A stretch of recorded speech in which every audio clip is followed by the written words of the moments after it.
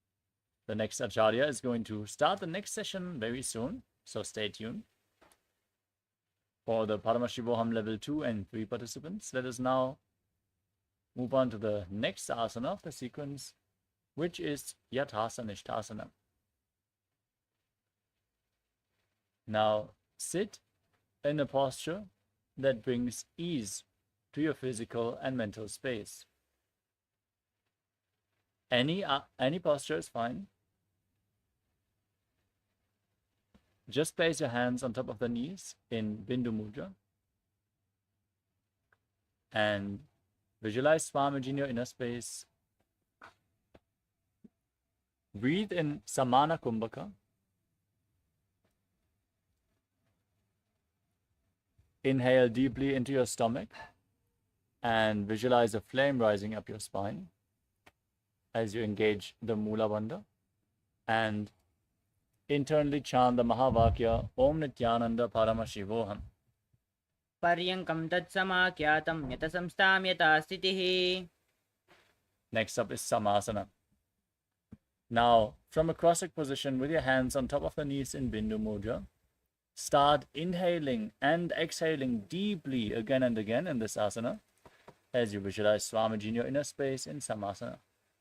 इदानीं गर्भिणीनां योगाभ्यासौ यथा लगौ सुखप्रसवलाभाय प्रोच्यते प्राक्तने पतिः. We move on to Muktasana. Now place the right foot on top of the left with the left heel against the perineum. Now gaze to the nose and keep your hands flat on the knees as you visualize yourself as a sage liberated by the Supreme Pontiff of Hinduism. निपीड्यसि विनीं सूक्ष्मं दक्षिणेतरगुल्पतः वामं याम्येन गुल्पेन मुक्तासनमिदं भवेत्. Next up is Siddhasana. Now maintain the same posture. Shift your gaze up towards your third eye and visualize Swamiji in your inner space. तानुमितेन्द्रियोचलदर्शनं प्रबोधनं ब्रोन्तरं चैतन्मोक्षकपातभेदजनकं सिद्धासनं प्रोच्यते.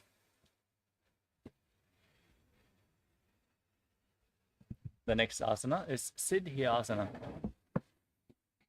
Now maintain the same posture. Gaze to the ground in front of you. Engage all three bandhas as you visualize Swamiji in your inner space. वामपादके जानो सीवनि मथिता सुकोठानो. Next up is Rudrasana too. Now rotate your hands on top of the knees into Bindu Mudra. Index finger and thumb together. Gaze up towards your third eye and visualize yourself as Lord Rudra. वामचरण परिदक्षिण राखे एकजुगति ऐसे विदिदाखे. Next up is Santadonasana. Maintain the same posture. Hands on the knees in Bindu Mudra. And gaze to your nose as you embody tranquility and an unshakable nature. आसन की गुणमन की तन चलता meet. Next up is Siddhasana too. As you keep your feet stacked, place your hands in front of the navel, one palm cupped over the other in Samputa Mudra, resembling a closed lotus flower, as you visualize Swamiji in your inner space. युजुकाय समासीन सिद्धासनमुदीरितं प्रसार्य भुवि पादौ तु दोर्भ्यामङ्गुष्ठमादरात्. We move on to Bandha Yoni Asana. Now, maintain your legs in the same position and set the Sankalpa to manifest through the womb of creation. Now, get ready to enter Shanmukhi Mudra. Inhale all the way and close your mouth with the little finger, the nostrils with the ring finger, and your eyes with index and middle fingers, ears with your thumbs. यत्र मध्ये महादेव बन्धयोन्यासने शृणु. Next up is Virasana. Now place one foot on top of the opposite thigh and the other foot below the opposite thigh. Keep your hands on the knees in Bindu Mudra and embody the state and space of bravery, Vira.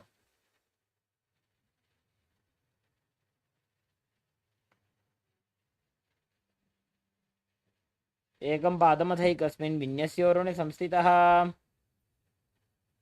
Next up is Valmikasana. From the same posture, hands on the knees in Bindu Mudra, gaze to the third eye and visualize the great sage Valmiki, poet and author of Ramayana.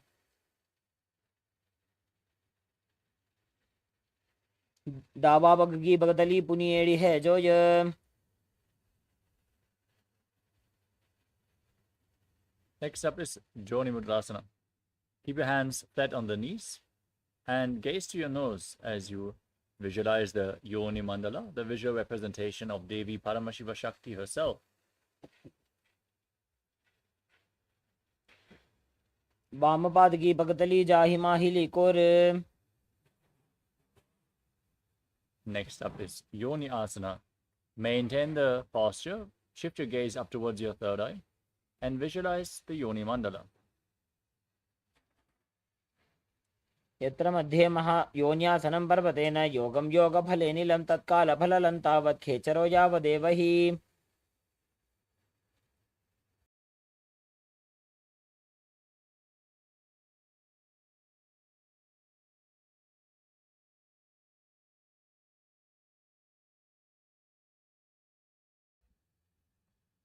The next asana is Vajrasana 2, Vajrasana 3. Now join the soles of the feet together in front and keep the heels close to the perineum, holding the feet with both hands and pushing the knees down to the mat. As you gaze to the nose and visualize yourself as Lord Veerabhadra, engage Uddiyana Bandha and Mula Bandha. गुल्फौ च वृषणस्यादः सीवन्त्याः पार्श्वयोः क्षिपेत्.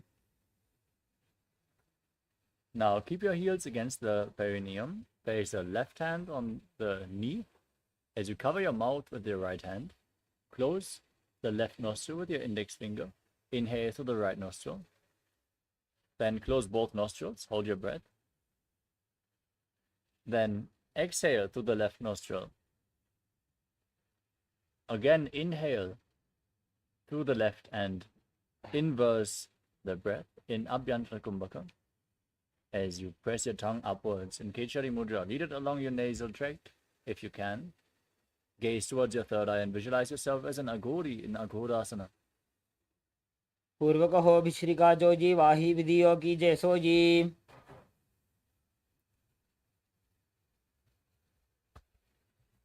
Next up is Kanari Pavasana. Now, keep the toes together and the heels apart. Separate your heels and place your elbows on the heels as you lean forward and down. Rest your chin on your hands as you gaze to the nose and visualize yourself as a female elephant drinking water, engaging Uddiyana Bandha and Mula Bandha and breathing in Rechaka Kumbhaka, exhaling all the way and holding your breath again and again. ग्वाली भाव आसन कख्यो है जैसे जाहू में जाने विधि तैसे.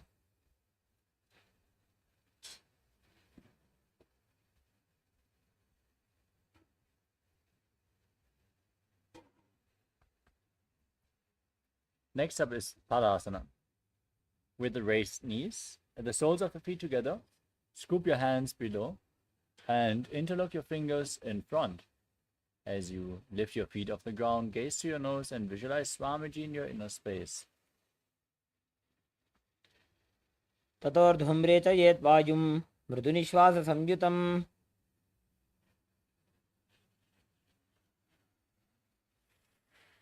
Next up is Gopi Chandasana. Now, interlock your fingers around the toes and then pull them up. Place your heels at the chest and your chin on your hands as you gaze to your nose and embody the state and space of a king in Gopi Chandasana.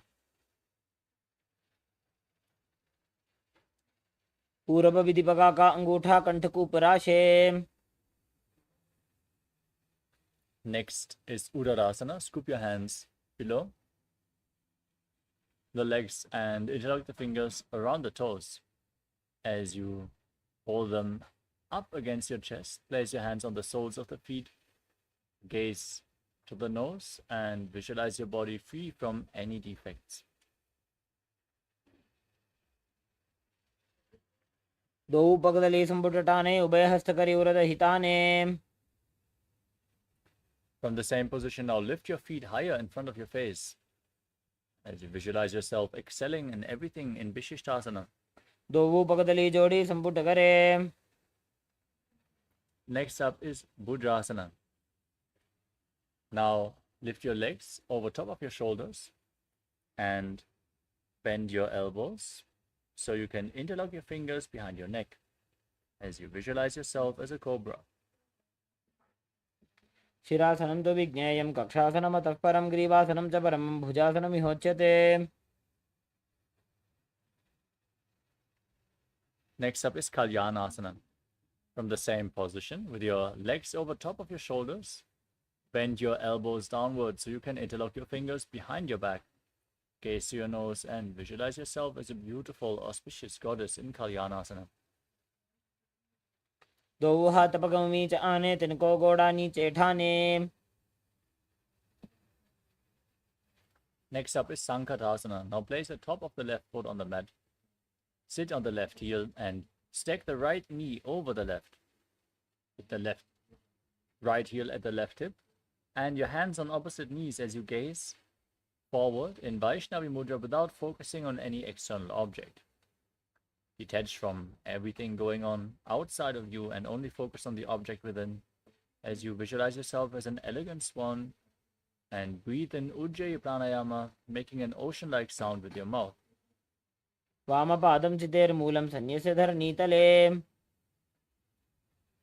Now slide the left heel outside the hip, sit on the ground as you place your hands on the top knee, engaging Uddiyana Bandha and Mula Bandha and visualizing a cow in your inner space in Dhenukasana. अनुषागी Nagar पंचडं प्रशीलिन्दगल्यं. Next up is Machandrasana. Now place the right foot onto the left thigh and the left foot onto the right knee.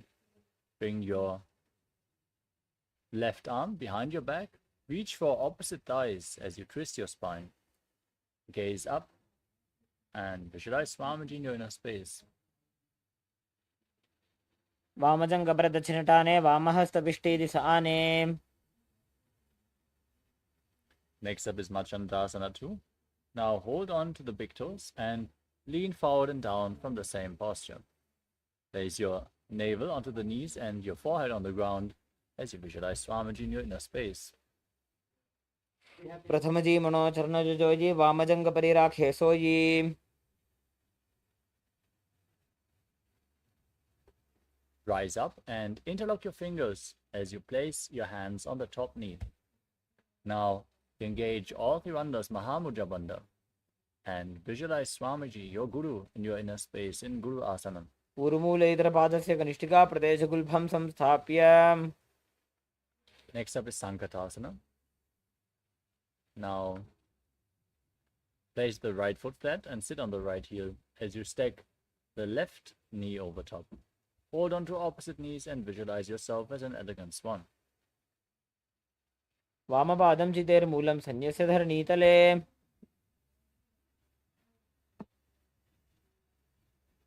Now repeat Dhenukasana. Engage Uddiyana Bandha and Mula Bandha and visualize a cow in your inner space. अनुषागी Nagar पंचडं प्रशीलिन्दगल्यं. Now repeat Machandrasana. Place the left foot on the right thigh and the right foot on the left knee. Bring your right arm behind your back. Hold on to opposite thighs as you twist your spine intensely. Gaze to your third eye and visualize Swamiji.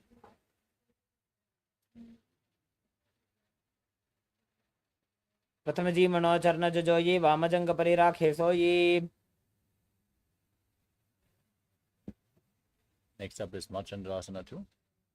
Keep your legs in the same position. Hold onto the feet and place your forehead on the ground in front of you as you visualize Swamiji in your inner space. वामजङ्गपरिदक्षिणटाने वामहस्तपिष्टेति स आने.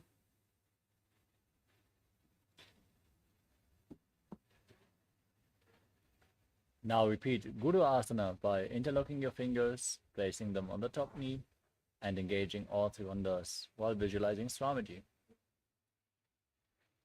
ऊर्मूलैतरपादस्य कनिष्ठिका प्रदेशगुल्फं संस्थाप्य.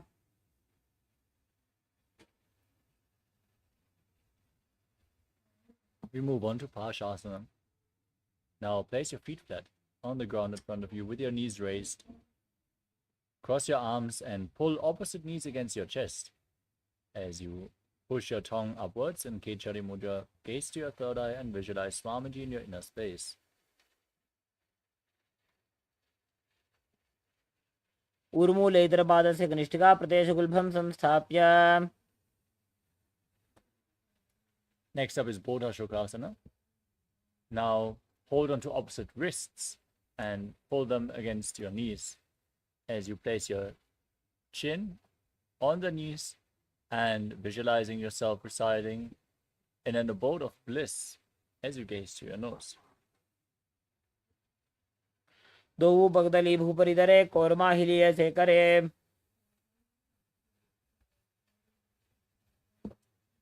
We move on to Kurakatasana. Now bring your arms underneath your knees. Hold on to opposite elbows. As you press your tongue upwards in Kechari Mudra, gaze to your nose and visualize Swamiji. दो हाथ पग बाहर ल्यावे गोड़ा नीचे ले टहरावे. Next up is Sumati Asana. Now cross the right ankle over the left, toes pointing up, keep holding onto your elbows, tongue upwards, gaze to the nose and visualize the great sage and Maharishi Sumati.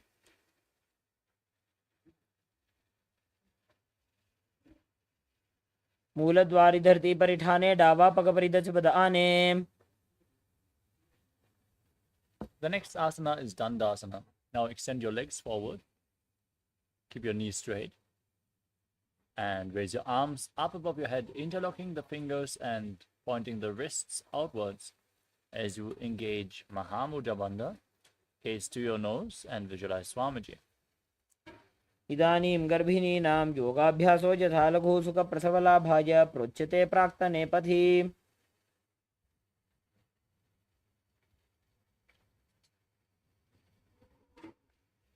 The next asana is Arambhasana. With your legs extended forward, lean forward and down, hold onto the big toes in Prana Mudra.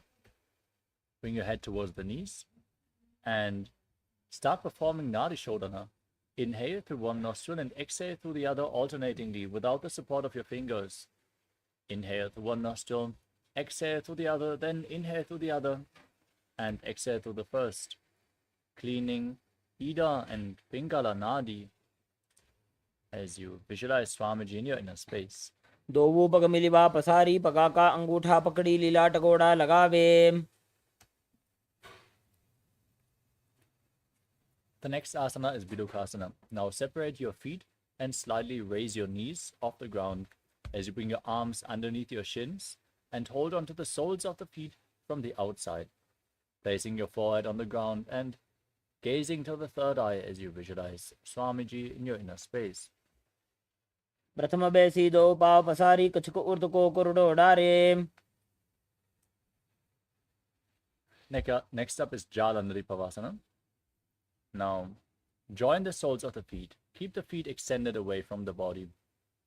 Bring your hands below the shins, elbows on the ground, palms facing up, and place your face on your feet as you gaze at the nose and visualize Swamiji in your inner space. प्रथम बैसी दो पाव पसारी कछुक उर्द को कुरुडो डारे.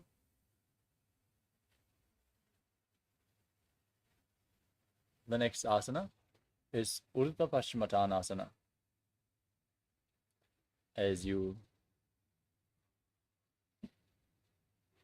sit with your legs extended, lift one leg over top of your neck. Bring your leg behind your neck. As you lean forward and down and hold onto the front foot, visualize Swamiji in your inner space and breathe in Pratyahara Pranayama. Visualize that the prana is flowing upwards within your body in golden light, starting from the soles of the feet, the regenerative organs, to the navel, the heart, the throat, the uvula, the center of the eyebrows, the top of the forehead, and the crown of the head. पश्चिमतानवत् संस्थितिं कृत्वा एकं पादं ग्रीवायां धृत्वा तिष्ठेत्. Now lean back, keep your leg behind your neck, and hold on to the foot with the opposite hand. As you extend the other leg forward, gaze to your nose and visualize yourself being endless, Ananta. उत्तानशयनी एकैकं पायिग्रीवायां विन्यस्य. Now roll onto the side of the hand holding onto the foot and rest on the side as you gaze to the nose, feeling in complete control in Ankushasana. उत्तानशीतैकैकं पादं ग्रीवायां कुर्वन् The next asana is Drushasana. As you lay on your back, pull your knees up against your chest and circle the legs with your hands and rock your body from side to side as you breathe in Pratyahara Pranayama. Lead the prana upwards along the 9 points and visualize Swamiji in your inner space.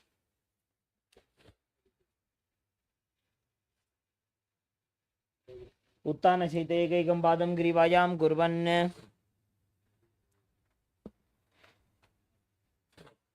Now repeat Urdhva Paschimottanasana on the other side.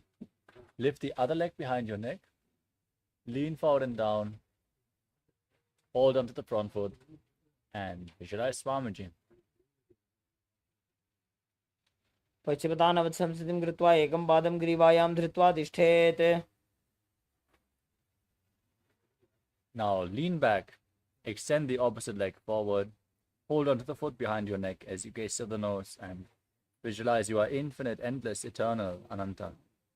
उत्तानशयनि एकैकं पायिग्रीवायां विन्यस्य Now roll onto the side of the hand holding onto the foot and feel in complete control in Ankushasana as you gaze to your nose. उत्तानशीतैकैकं पादं ग्रीवायां कुर्वन् Next up is Yoga Nidrasana. As you lay on your back, one by one, lift your feet behind your neck. If you can't pull them behind your neck, you can bring them over your shoulders or pull them towards your chest. As you then bend your arms upwards, bend your arms down and interlock them behind your back. Gaze through the nose as you visualize Swamiji in your inner space. पादाभ्यां वेष्टयेत् कण्ठं हस्ताभ्यां पृष्ठबन्धनम् Next up is Atmanamasana. From the same position, now bend your elbows upwards and interlock them behind your neck as you gaze to the nose and visualize Lord Vishnu blessing you from within. आत्मा राम आसन प्रथम सूधो सोवे Next up is Kochikasana. As you lay on your back, pull your knees up against your chest with the soles of the feet pointing up towards the sky. Then extend your arms out to the side.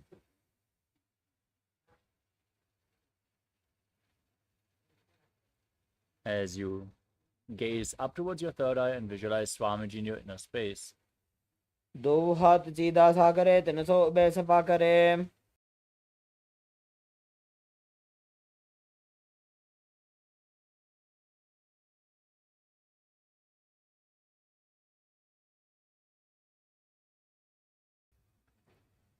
The next asana is Jatara Parivritti. From Kochikasana, the knees against your chest, arms extended outwards. We are going to perform 3 steps on both sides. Pull the knees against your chest and then drop one knee to the side, extending the opposite leg down. First step. Bend both knees to the side. Second step. Extend both your legs to the side. Hold onto the feet and gaze in the opposite direction as you visualize Swamiji and form the Mula Bandha, breathing in Pratyahara Pranayama. As we now return to the center and repeat all the 3 steps on the other side. Drop the knee down to the side. Bring both knees to the side.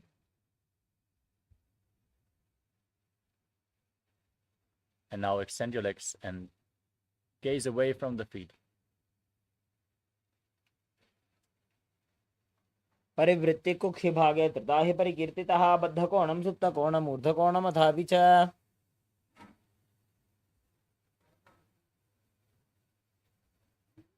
The next asana is Dviparapitam.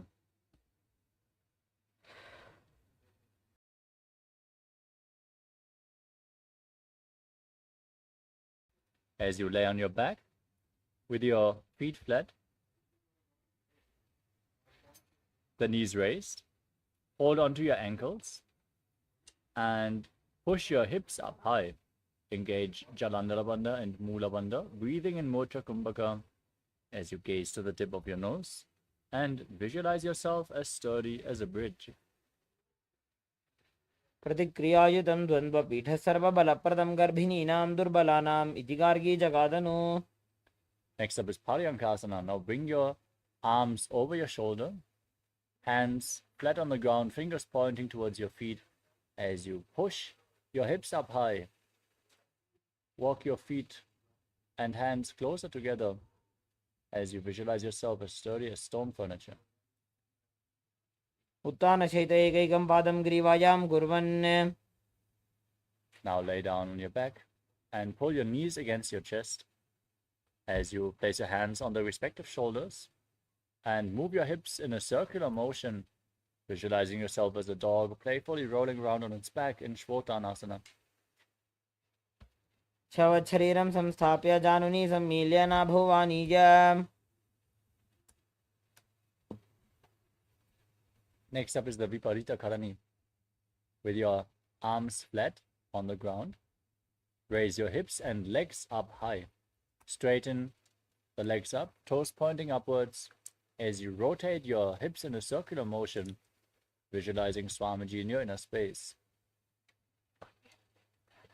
Karni विपरीताख्या सर्वाधिव्याधिनाशिनी.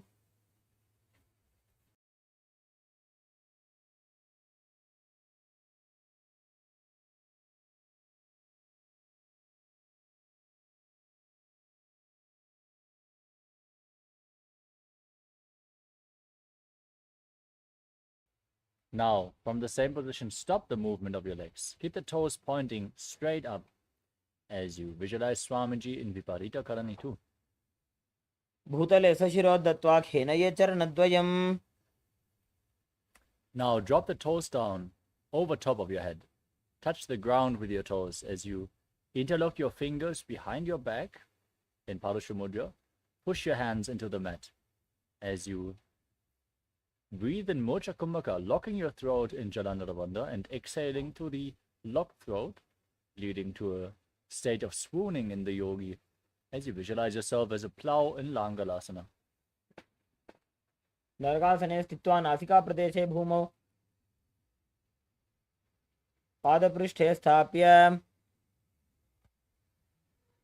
Next up is Shaita Paschimottanasana. From the same posture, now hold on to the feet above your head. Keep your arms and legs straight, toes on the ground. This is one of the 84 different asanas revealed directly by Lord Paramashiva himself. Visualize Paramashiva and internally chant Om Nithyananda Paramashivoham.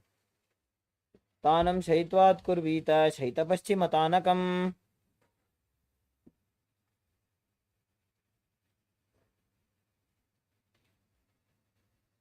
Next up is Supta Konasana. As you lay on your back with your legs over top of your head, holding onto the feet with your hands. Now bring the hips over top of the shoulder level and open your legs wide. Visualize Swamiji in your inner space, still breathing in Mocha Kumbhaka with Jalandhara Bandha and Mula Bandha engaged. परिवृत्ति कुक्षि भागे त्रिदाहि परिकीर्तितः. The next asana is Chakrasana. Now bring the feet back together, hold onto your ankles and roll onto your back as you keep your arms and legs straight, visualizing yourself as a chakra, a wheel in Chakrasana. शवासनस्तद्दौ पादौ कुर्यान्मस्तकतः परो.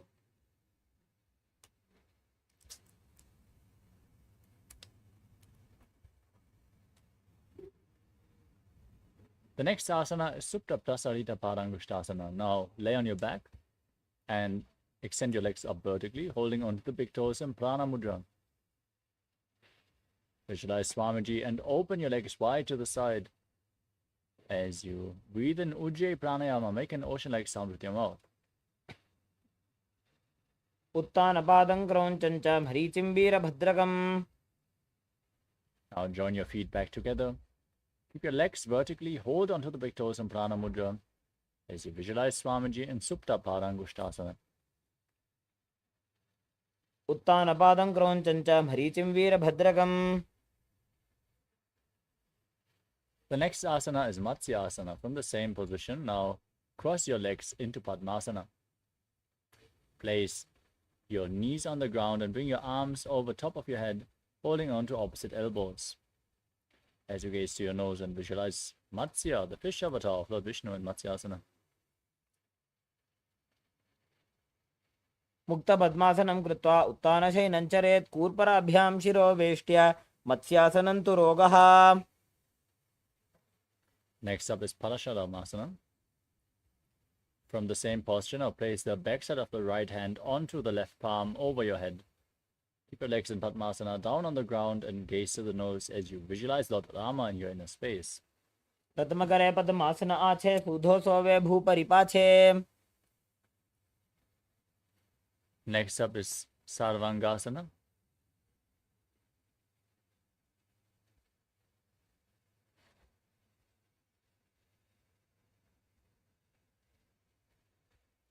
As you lay on the back with your legs in Padmasana, keep your knees and hips off the mat, supporting your lower back with your hands as you gaze to the nose and visualize Swamiji in your inner space.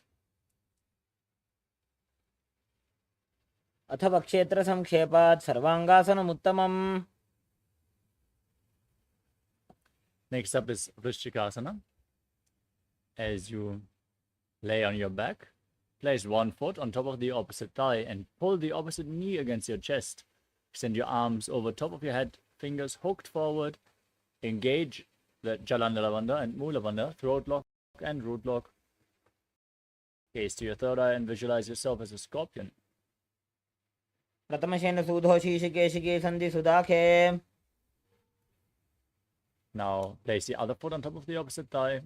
Repeat Vrishchikasana, the scorpion posture on the other side. प्रथमशेन सूधो शीशिकेशिके सन्धि सुदाखे.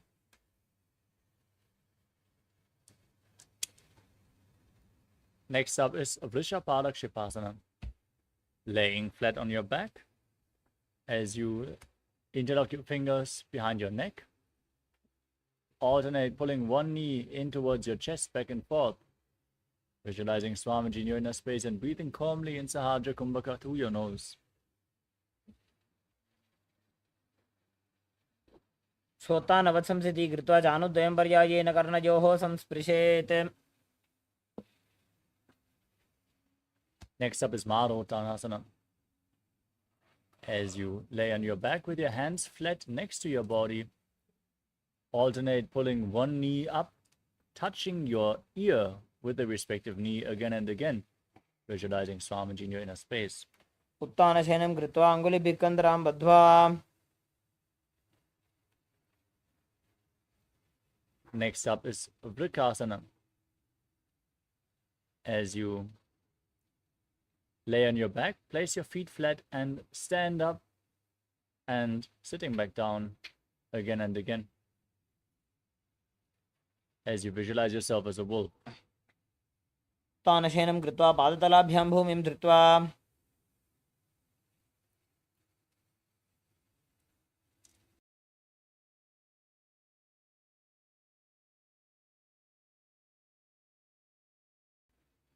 The next asana is Lutasana. As you lay down on your back, kick your legs over your body and roll over completely as you visualize Swamiji in your inner space. Roll over again and again and finally end in a prone position on your stomach. उत्तानशयनं पादौ शिर उल्लङ्घ्य भूमौ स्थापयित्वा.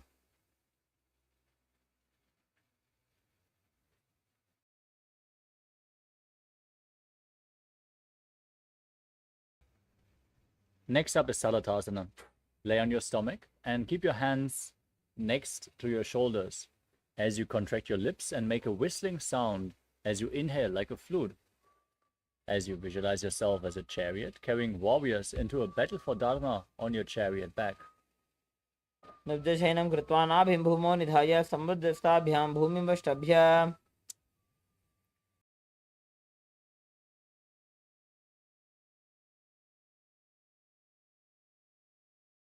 The next asana is Dehalyulanganasana. Now push your body up into a plank position and jump your feet in between the hands back and forth, visualizing yourself transcend body and mind. हस्तद्वयं बद्ध्वा तन्मध्ये चरणद्वयम् उड्डानैव बहिरानीय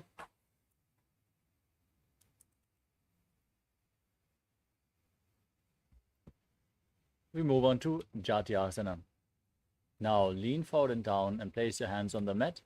Walk around on the mat and on hands and feet as you visualize yourself as a wise 60-year-old elephant. अथ जात्यासनं वक्षे येन जातिस्मरो भवेत्. Next up is the Lolitika Karana. Now stand in Arimandi posture. Heels together, toes pointing outwards, knees bent. Raise your elbows, bend them, and rotate your arms around the body as you lean backwards and move your head in all directions.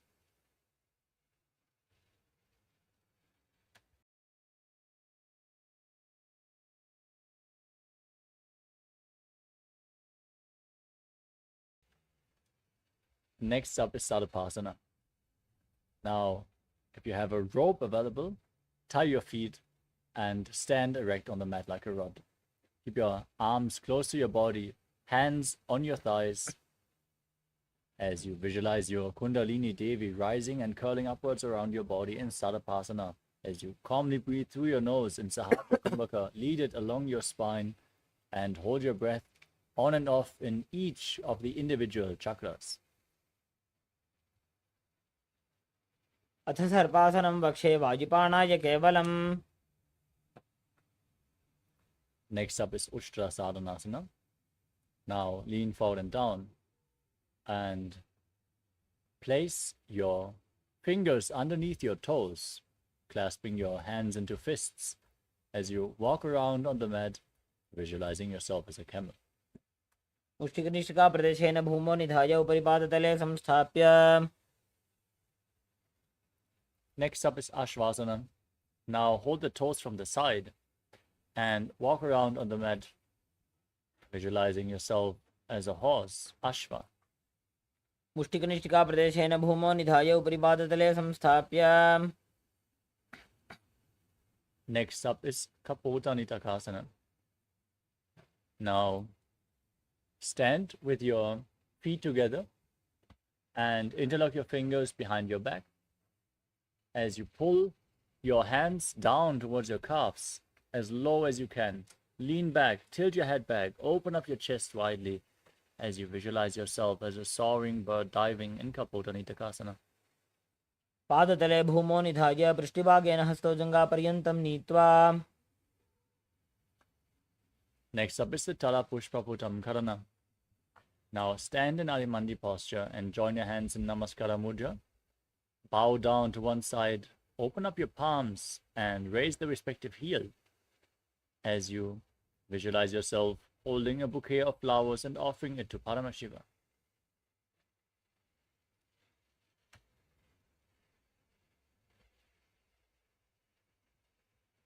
We move on to Khadgasana.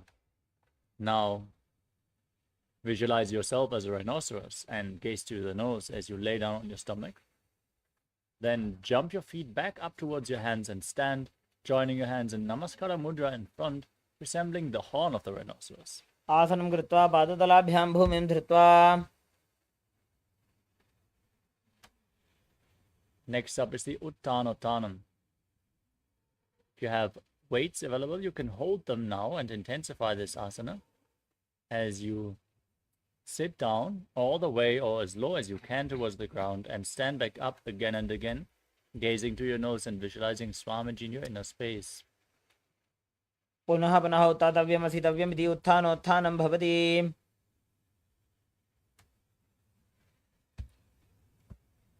Next up is Musalasana. Now raise your arms up above your head, standing straight and jumping again and again, visualizing yourself as a mace. सरलं स्थित्वा ऊर्ध्वं बाहु नयेत्. Next up is Uchirshakasana.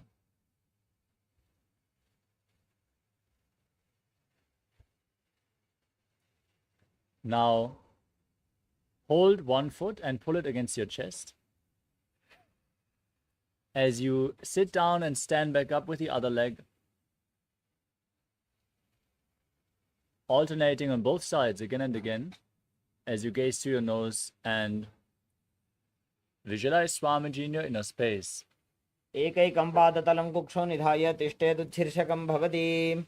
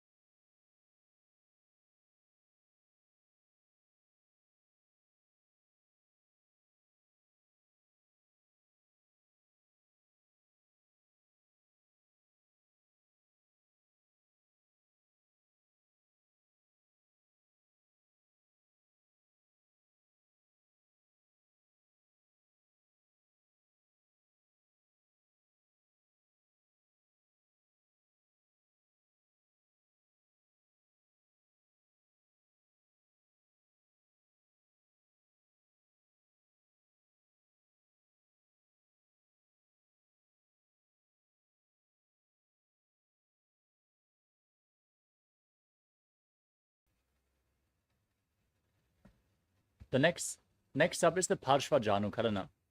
Now, pull one knee up towards your chest and encircle it with your arm, the hand in a fist, keeping the other hand on the inner respective thigh.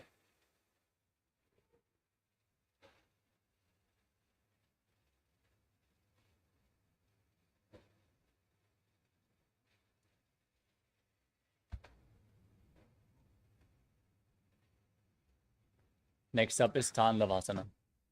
Now extend your arms and one leg forward. Visualize yourself fiercely dancing as Lord Shiva and sit down and stand back up. एकेन पादेन स्थातव्यं ताण्डवासनं भवति.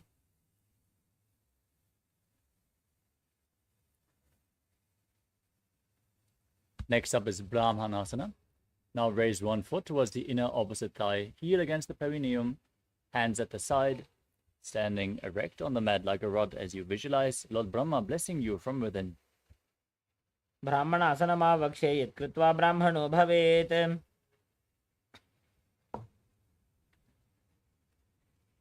Next up is Garudasana 3. Now bring your right foot over and around the left knee. Tuck the right toes behind the left calf. Bring the right arm below the left.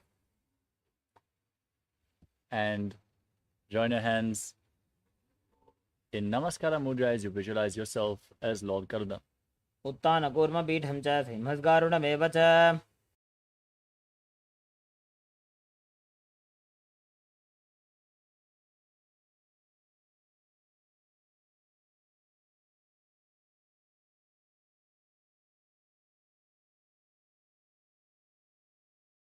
Next up is Ekapadasana. Now place the right foot on top of the left thigh and keep the hands relaxed at the side. Stand one-legged as you visualize Swamiji in Ekapadasana. दक्षाङ्घ्रिं वामपादस्य जङ्घोपरि निधाय च. The next asana is Dhruvasana, the pole-star posture. Now hold on to the right big toe as you extend it out to the side and rotate quickly on the left leg, visualizing yourself as the North Pole Star. एकेन हस्तेन दण्डरूपस्य एकस्य पादस्य अग्रं धृत्वा.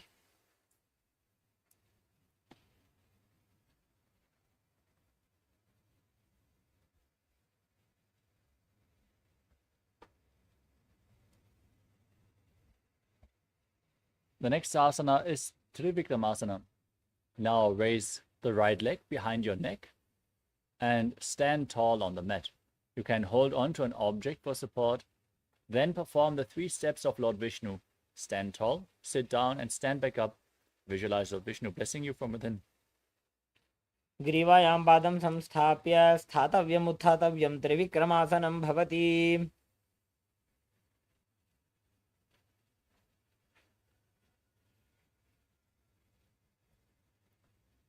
Next up is Parshva Janukarana on the other side. Now lift the other knee up and circle it with your hand in a fist.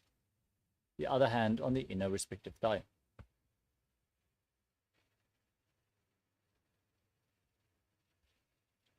Now moving on to Tandavasana on the other side. Visualize yourself fiercely dancing as Lord Shiva. Hold weights. If you want to intensify this asana, then sit down and stand back up on one leg. एकेन पादेन स्थातव्यं ताण्डवासनं भवति.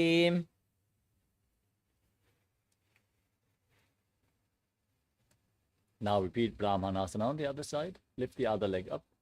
Bring it to the perineum with the heel and your arms at the side. Visualize Lord Brahma. ब्राह्मणासनमावक्षे यत् कृत्वा ब्राह्मणो भवेत्. Next up is Garudasana 3 on the other side. Bring the left knee over top of the right. Tuck the left toes behind as you bring the left arm below the right. And join your hands in Namaskara Mudra. Visualizing yourself as Lord Garuda with big wings on your back. उत्तानकूर्मपीठं च संहद्गारुणमेव च.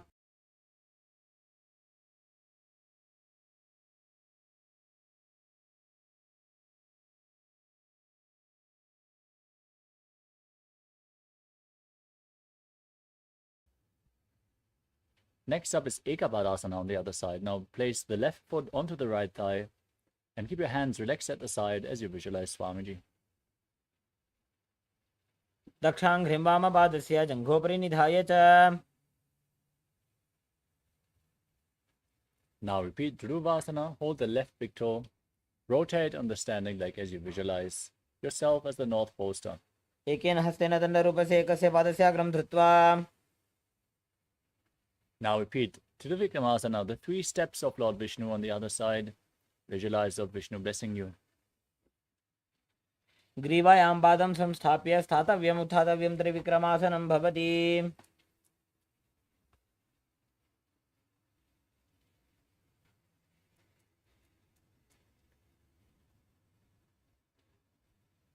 Next up is Samanaka Karana.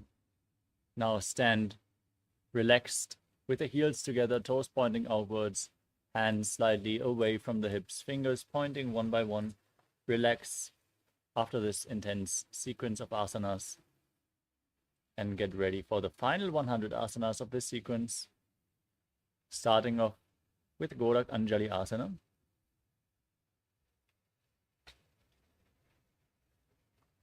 As we squat down, bring the hands in between the legs and interlock the fingers,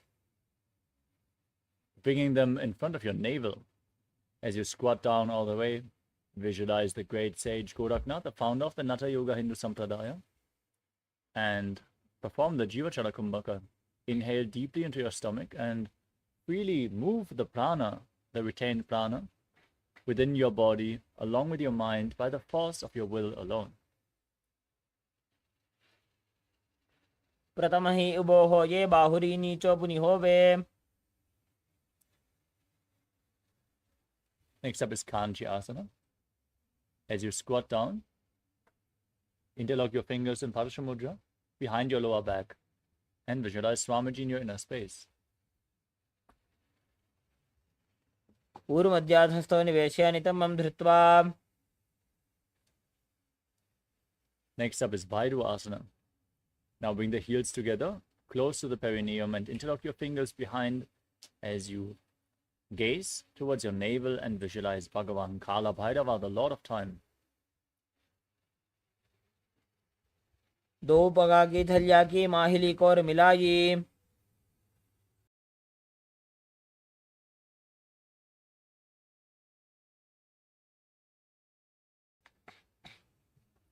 The next asana is Varahasana. Now sit with your feet flat, the knees raised, and join your hands in Anjali Mudra. Bring them behind your neck with the fingers pointing downwards towards the ground. As you gaze towards the nose, visualize yourself as Varaha, the boar avatar of Lord Vishnu, in Varahasana. पागदली की माहिली core मिलाई भरा पानी उकड़ मोड़ वैसे. Next up is Pripitasana. Now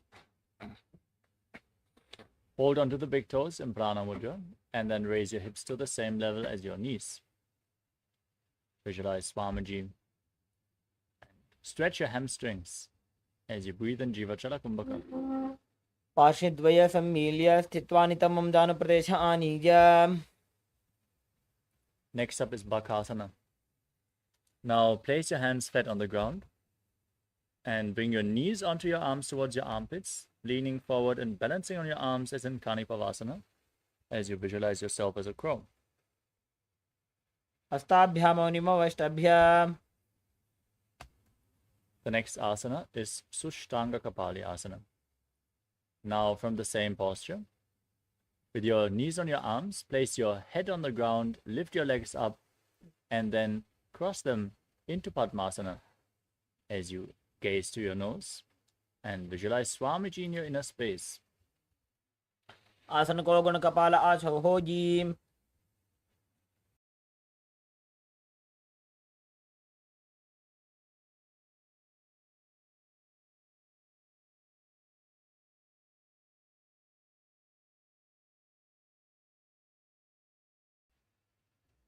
Next up is Guptasana.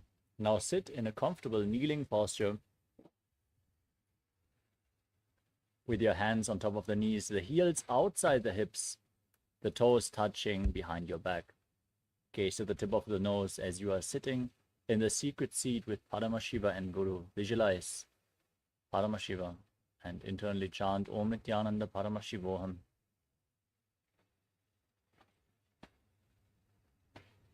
जानूर्वोरन्तरे पादौ कृत्वा पादौ च गोपयेत्.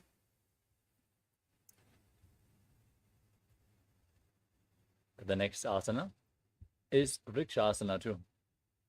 As you place your hands on the ground and lift your legs up into a handstand, you can either lean against a wall or ask a partner to assist you in this asana. Everyone should perform this asana to purify all 7 chakras. This is a very powerful asana. Now breathe calmly through your nose in Sahadra Kumbhaka and visualize yourself as a tree with deep roots growing into the ground from your hands. सप्तचक्रक्षालनाय vrikshasana विशेषकान्.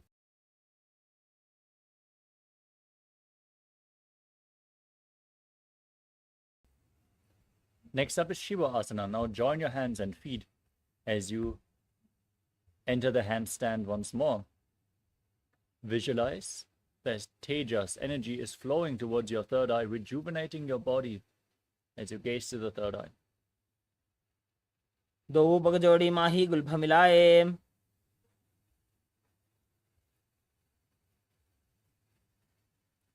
Now place your hands flat on the mat, shoulder width apart.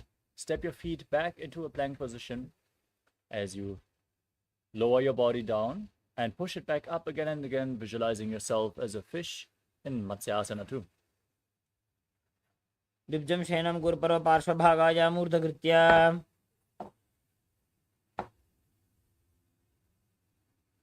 Next up is Sadapasana too. Laying on your stomach, place your hands on the hips and lift your head from left to right, visualizing and moving your body like a snake.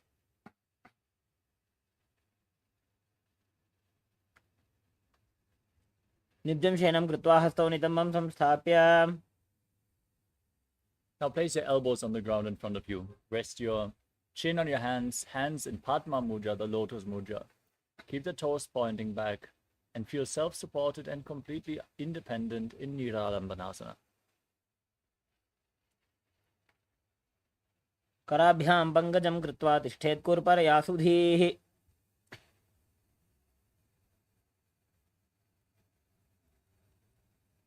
Next up is Chatalasana. Now bend your knees and place your hands flat on the mat. Push your arms straight. Bring the head and upper back closer towards the feet as you visualize yourself as an umbrella protecting your guru from the sun rays. अर्ध्यासनं स्थित्वा हस्ततलाभ्यां भूमिं वष्टभ्य. Next up is Vajradasana. Now sit in a kneeling posture with your feet flat. Extend your arms out in front of you and place them on the ground as you bring your forehead to the ground as well. Gaze to your nose and visualize yourself as Vajra, the weapon of Indra, symbolizing indestructibility. इदानीं गर्भिणीनां योगाभ्यासो यथा लघु सुखप्रसवलाभाय प्रोच्यते प्राक्तने पथि. Next up is Meshasana. Now raise your hips up high. into Gajasana position and alternate striking the ground with your hands as you visualize yourself as powerful as a ram. गजासन संस्थितो एकैकं बाहुं भूमौ ताडयेत्. Now we move on to Ajasana. Now place your hands on the ground and lift your legs up high, slowly lowering your face down towards the ground as you visualize yourself as unborn, existing for all eternity. गजासन संस्थितो पादद्वयम् अन्तराळे कृत्य. Next up is Dhanantadasana.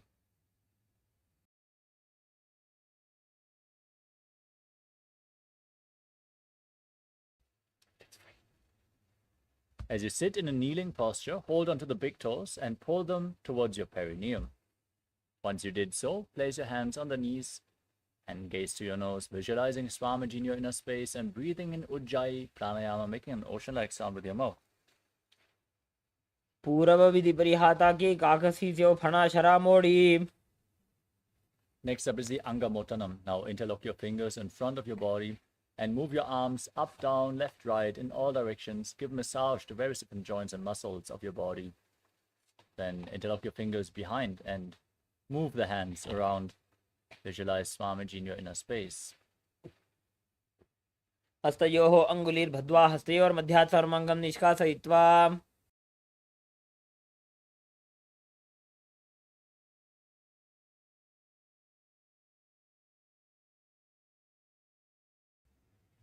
Next up is Garudasana form. Now sit in a kneeling posture with the toes pointing outwards. Bring your thighs and calves on the mat as you place your hands on the knees. Visualize yourself as Lord Garuda flying Lord Vishnu and Lakshmi on his back in Garudasana form. जङ्गोरुभ्यां दरां पीड्य स्थिरकायो द्विजानुना. We move on to Ananda Mandirasana. Now, bring the soles of the feet together, toes pointing back, and sit on your heels as you open your knees. Hold onto your ankles and place the front of your buttocks on the ground as you gaze up towards your third eye and visualize yourself residing in the blissful space of a temple. अथ वक्षे वीरनाथ आनन्दमन्दिरासनम्. Next up is Mandukasana 2. Now cross your feet and sit on your heels. Place your hands on the knees and press your tongue up flat. Bring your hands underneath your knees and perform Manduki Mudra with your tongue as you visualize yourself as a frog and perform Uddiyana Bandha and Mula Bandha in Mandukasana 2.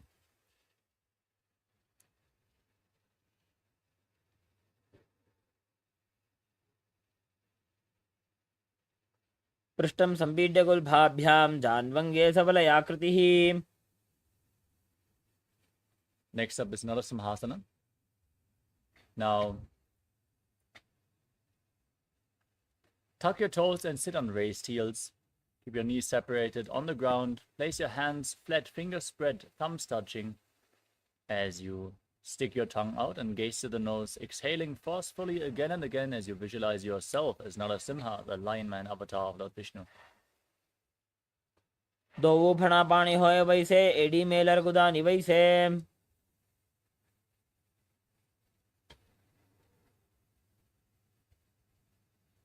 Next up is Bhishakasana.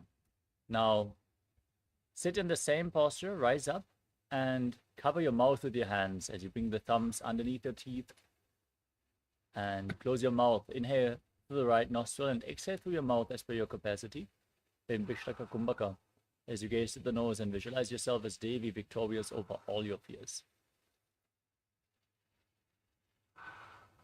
दो पका की AD Joji घोड़ा फनोबान पुनी होई.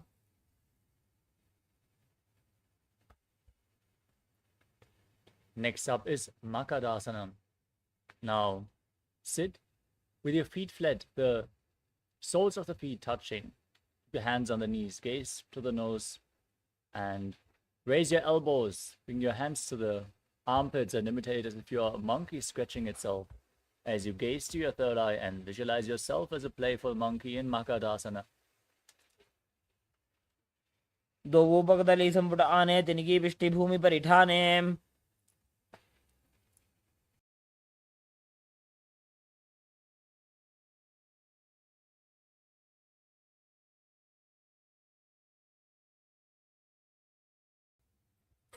Next up is Vajrasangarasana. Now raise the knees off the ground. Bring the soles of the feet together as you hold on to opposite elbows behind your back. Balance on your toes as you gaze to your nose and embody diamond-like strength for you and your Sangha, your spiritual community.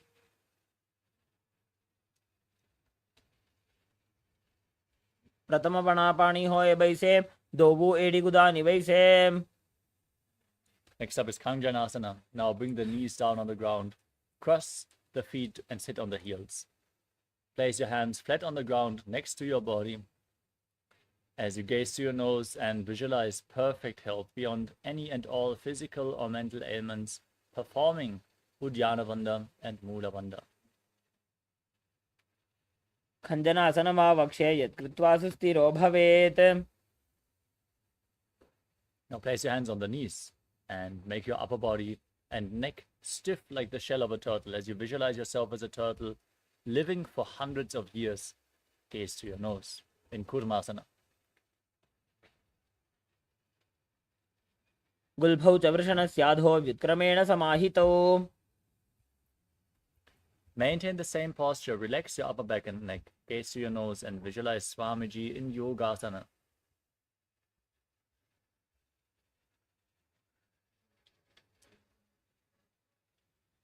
गुदं नियम्य गुल्भाभ्यां व्युत्क्रमेण समाहितः. Next up is Vijogasana. Now stand on your knees and cross the feet behind. Bring the feet near the opposite knees as you hold your calves with the fingers inside and the thumbs outside.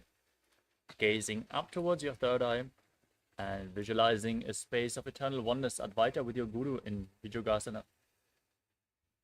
घोड़ा वाम उबो होई घोड़ा आड़ा राखे दोई.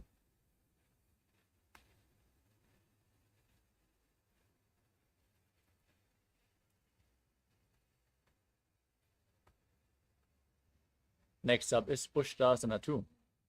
Standing on the knees with the feet flat, hold the heels and lean back. Push your hips forward, tilt your head back, and visualize yourself as a camel. Keep breathing in Ujjayi Pranayama. Make an ocean-like sound with your mouth as you keep your navel engaged. Relax into this posture. मेरुदंड ग्रंथि दाढ्या संविवादय शुपुमान. Next up is Chatyasana 2. Now hold the sole of the feet as you lean back and place your elbows and the back of your head on the ground as you gaze to the nose and visualize yourself as a lotus blooming. दो एड़ी संपुट करे 16 मूलद्वारी तरी धरे. Next up is Viratasana. From the same position, now lay back. Place your back on the ground and raise back up again and again as you gaze to your nose and visualize the healing and liberation of all causal, subtle forms of your body. You can use the support of your hands to get up if needed.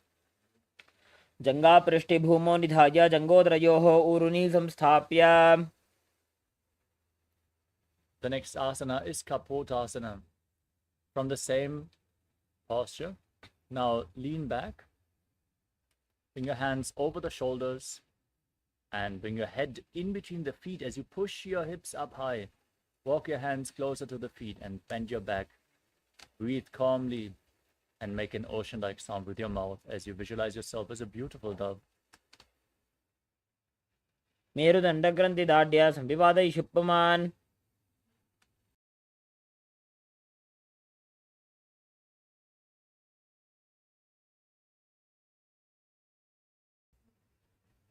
Next up is Vadasana. Now stand on your knees and hold on to opposite elbows as you gaze to the tip of your nose enter the boon-fulfilling posture. Receive your boon from Paramashiva. Internally chant Om Nithyananda Paramashivoham.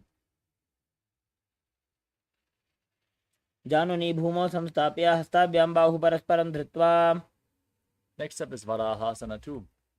From the same posture with the toes tucked, lean forward and down. Place your forearms on the ground and rest your head on your hands.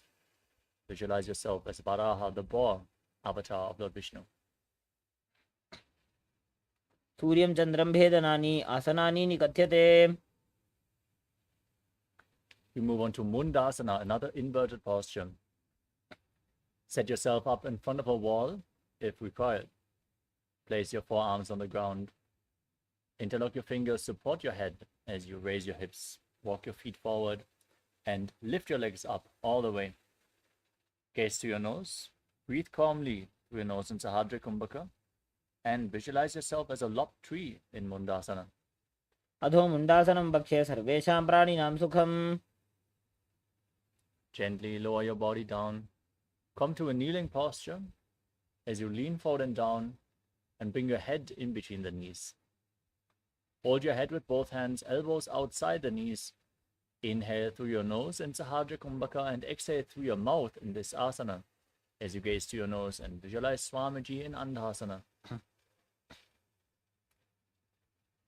जानूर्वोरन्तरे सम्यक् कृत्वा पादतले उभे.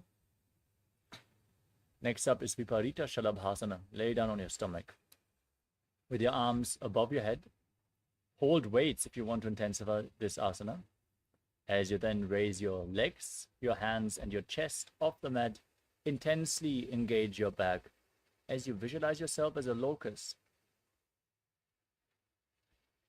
शलभासनभेदाश्च नटभेरुण्डनामके.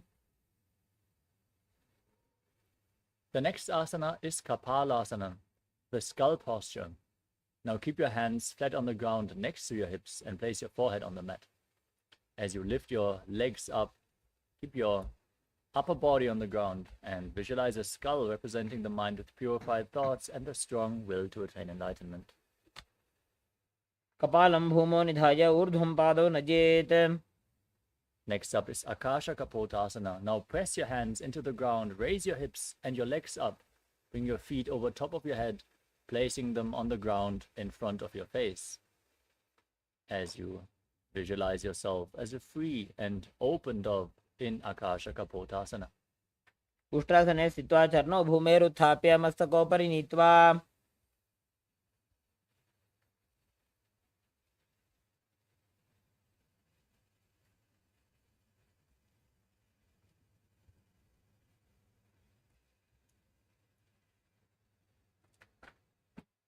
Next up is Chatakasana.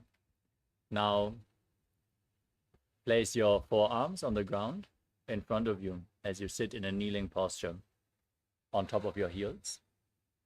Visualize yourself as a sparrow as you breathe calmly through your nose in Sahadra Kumbhaka.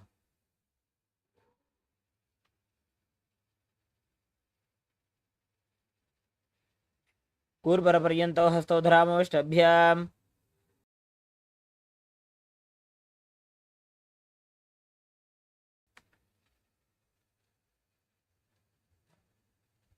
The next asana is Vrishchikasana.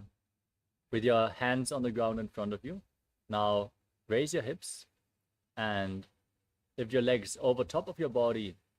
Bend your knees and bring the legs lower towards the back of your head as you visualize yourself as a scorpion. विच्छेपपुच्छप्रतिमाङ्गिर्वार्ष्णै धृत्वा स्वशीर्षे चिबुकं विधार्यकौ.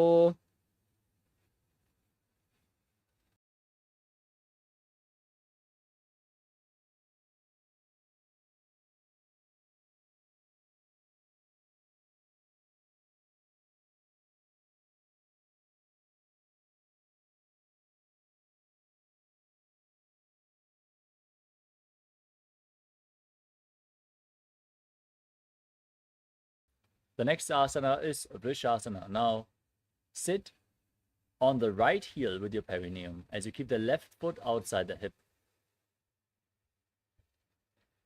Place your hands on the ground in front of your knees and visualize yourself as a bull, Vrisha, As you breathe in Antarangaka Kumbhaka, inhale forcefully through your nose, hold your breath, and then exhale slowly again through the nose.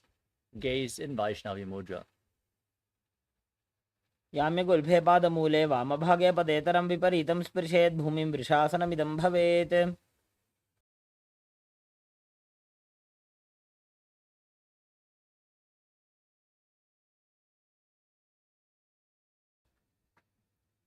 Next up is Lolasana, with your hands on the ground and the knees together. Now lift your knees off the mat and cross the toes of the left foot over the right, balancing on your arms as you visualize Swamiji in Lolasana. लोलासनं सदा कुर्यात् वायुलोलापघातनात्. Now place your perineum on the left heel and keep the right foot outside the hip. Repeat Vrishasana, the bull posture, on the other side. याम्य गुल्फे पादमूले वामभागे पदेतरं विपरीतं स्पृशेत् भूमिं वृषासनमिदं भवेत्.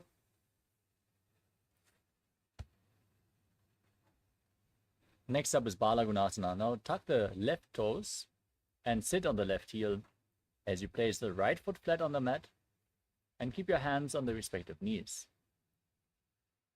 Visualize Balagunahai, one of the 84 siddhas in your inner space. Keep breathing in Antarangaka Kumbhaka. आसन को गुण जल विकार जाई. Next up is Grahasana. Now rise up and squat down as you bring your arms in between the legs and around the thighs, holding on to the ankles of your feet as you squat down all the way. Visualize yourself as the entire planet. पादतले भूमौ संस्थाप्य जानुमध्ये कुरपरौ स्थाप्य. Next up is Balagunasana on the other side. Now squat down and place your perineum on the right heel with the left knee raised. Keeping your hands on the knees, visualizing Balagunahai. आसन को गुण जल विकार जाई. Next up is Utkatasana. Now bring both the feet in and sit on the heels, knees together, hands on top of the knees. Hold on to weights if you want to intensify this asana as you visualize Swamiji in your inner space. युजास्पिजोस्ति यद ऊर्वजानु यत्रासने पादतलद्वयोपरि.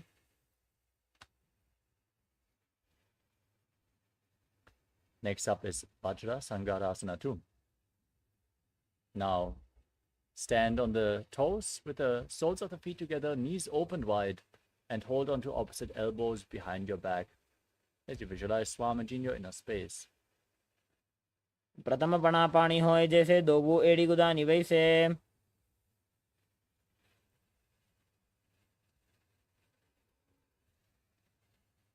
Next up is Anilasana. Now squat down and place your hands flat, stepping your heels on top of your hands.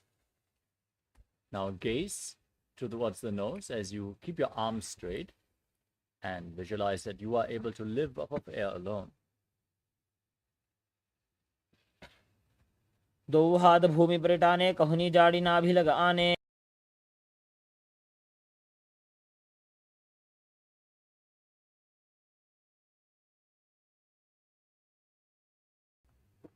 The next asana is Parukasana. Now place your hands on the ground in front of you and with the back side of the hands on the ground and step your feet on top of your hands. Wrap your hands around the feet like shoes and walk around on the mat, visualizing yourself wearing padukas, walking all across India, performing a padayatra. हस्ततलयोः पादतले कृत्वा तिष्ठेत् गच्छेत् पादुकासनं भवति. Next up is Kukkotodhanasana.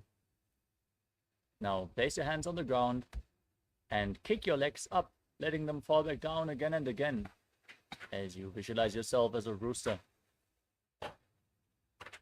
हस्ततले भूमौ कृत्वा.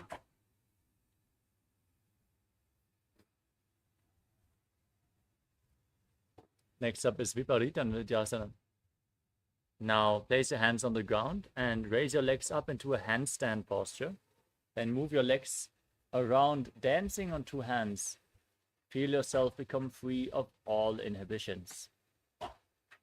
हस्ततलाभ्यां भूमिं वष्टभ्य ऊर्ध्वपादाग्रे कुर्वन् Next up is Kunjarasana. Now separate your feet and lean forward and down, placing one hand on the mat and holding your head with the opposite hand. As you are sturdy, keep your arms straight, breathe through your nose and visualize Swamiji. अथ वक्षे Mahadev कुञ्जरासनमुत्तमम्. Now exchange the position of your hands. Repeat Kunjarasana on the other side. अथ वक्षे Mahadev कुञ्जरासनमुत्तमम्.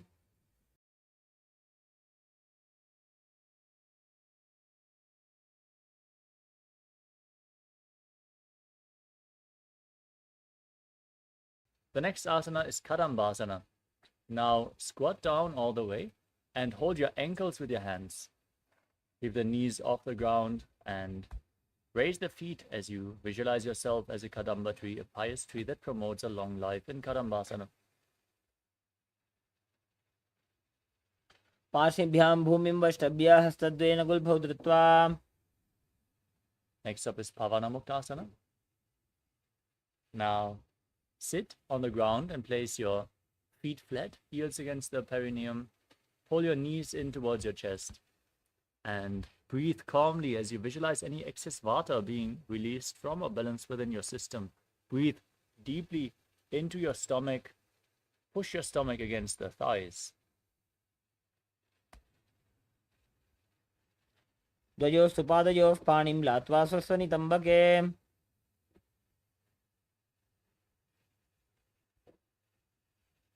The next asana is Chakorasana. Now lift one leg behind your neck and keep your hands at the side for balance as you extend the opposite leg forward and lift your entire body off the ground. Balance as you gaze to your third eye and visualize yourself as a powerful source of energy.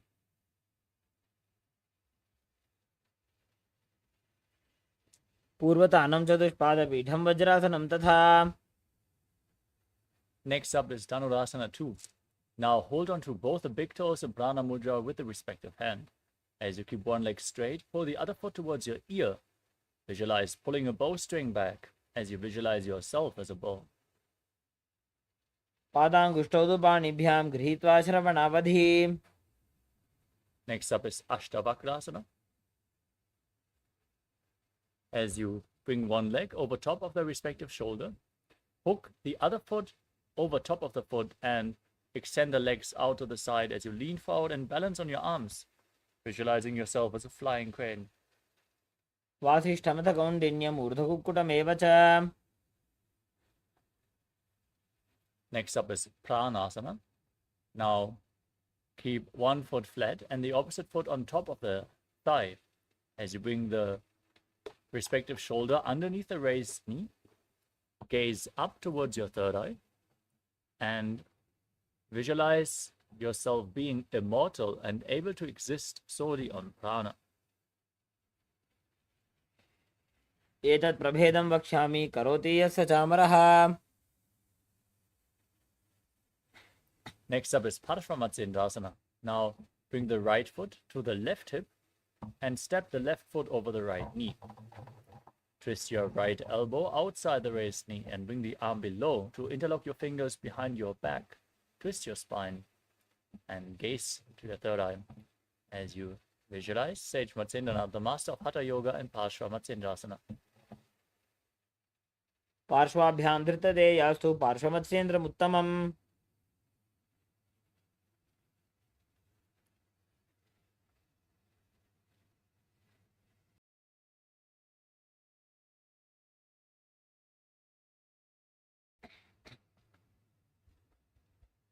Now repeat Chakorasana on the other side. Bring the other leg behind your neck and lift your body up, balancing on your arms as you gaze to your third eye and visualize yourself as a powerful source of energy.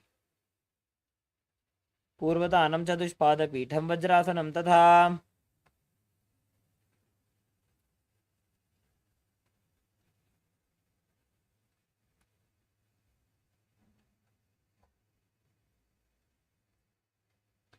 Next up is Dhanurasana 2. On the other side, now put the other foot towards your ear as you visualize yourself as a bow. पादाङ्गुष्ठौ तु पाणिभ्यां गृहीत्वा श्रवणावधि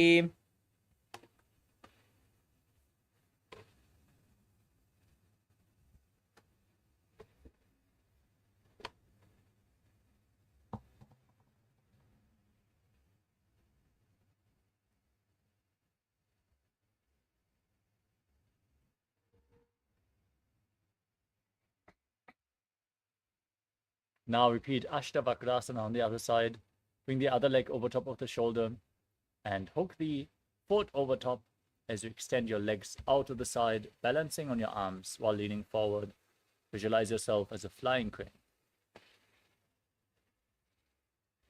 वासिष्ठमतकौण्डिन्यमूर्धकुक्कुटमेव च Now repeat Pranasana on the other side. Lift your foot on top of the opposite thigh. Bring your shoulder underneath the raised knee. Push the other knee down as you gaze up and visualize that you are immortal and able to exist solely on prana. एतत् प्रभेदं वक्ष्यामि करोति यस्य चामरः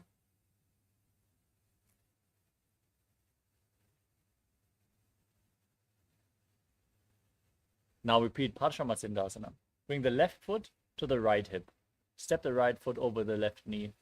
Twist the other elbow outside the knee and bring the arm below to interlock your fingers behind your back. Gaze to your third eye and visualize Sage Matsindana, the master of Hatha Yoga. पार्श्वाभ्यां धृतते यास्तु पार्श्वमत्सेन्द्रमुत्तमम्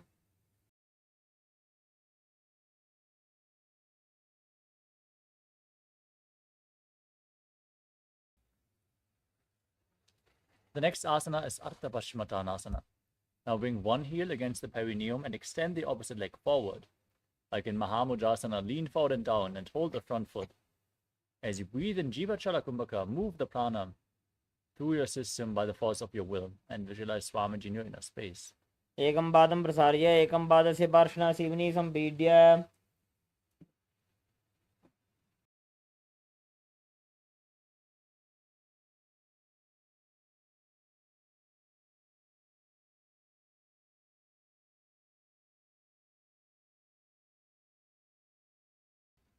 The next asana is Kraunchasana.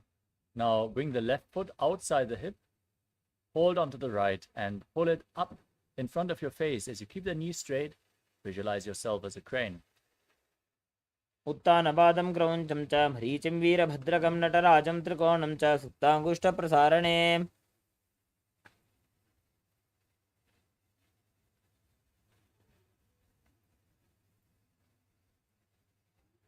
Next up is Ardha Paschimottanasana on the other side. Now extend the other leg forward and lean forward and down. Hold on to the front foot as you visualize Swamiji.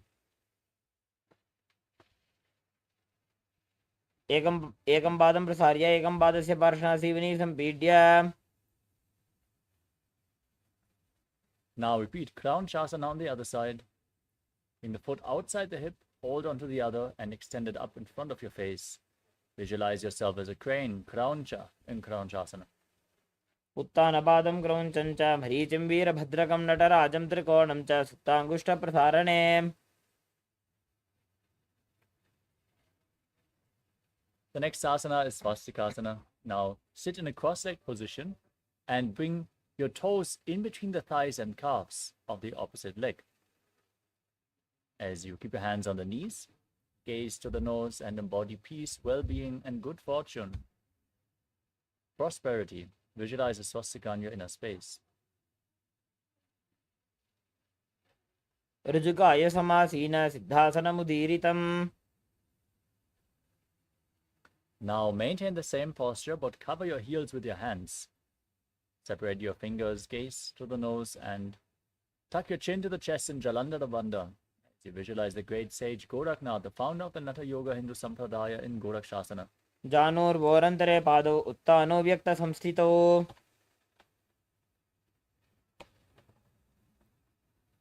The next asana is Bhagasana 2. Now maintain Keep the left heel against the perineum and place the right foot on the left thigh as you gaze to your third eye. Visualize Swamiji in your inner space. Meditate on Arihanta, the Lord, the Enlightened One. वामपार्श्वमुदं संस्थाप्य दक्षाङ्घ्रिवामजगने. And cover all your 5 senses with your hands. Close your mouth, your nose, your eyes, and your ears.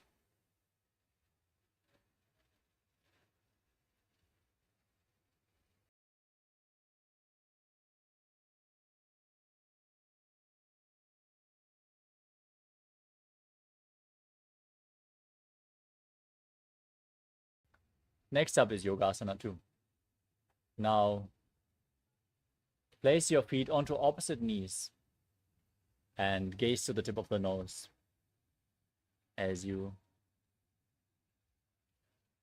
keep your hands on the ground next to your body with the palms facing up. Gaze to the nose and visualize Swamiji in your inner space. Then start breathing in Kakachancha Kumbhaka. Stick your tongue out and roll it up. Inhale through the rolled up tongue. Keep your mouth in the shape of the beak of a crow as you visualize Swamiji in your inner space. उत्तानौ चरणौ कृत्वा संस्थाप्योपरि जानुनोः. Next up is Urdhva Kukutasana. Maintain Padmasana and bring your hands to the gap in between the thighs and calves. Sorry, just rotate your hands and place them flat on the ground next to your body. Lift your entire body off the ground in Padmasana as you visualize yourself as a rooster. ऊर्ध्वकुक्कुटवासिष्ठमरीचिहलमत्स्यकम्.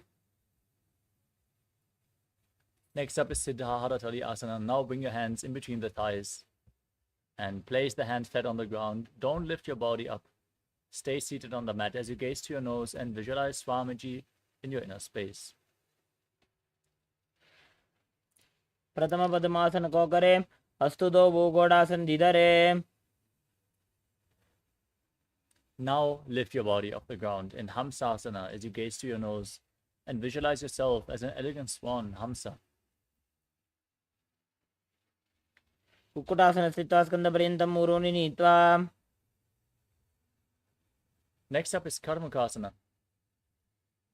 As you sit in Padmasana, bring your arms in between the legs and push them behind your body. Interlock your fingers in Padusha Mudra and place your forehead on the ground as you visualize yourself as Lord Shiva's bow, Pinaka.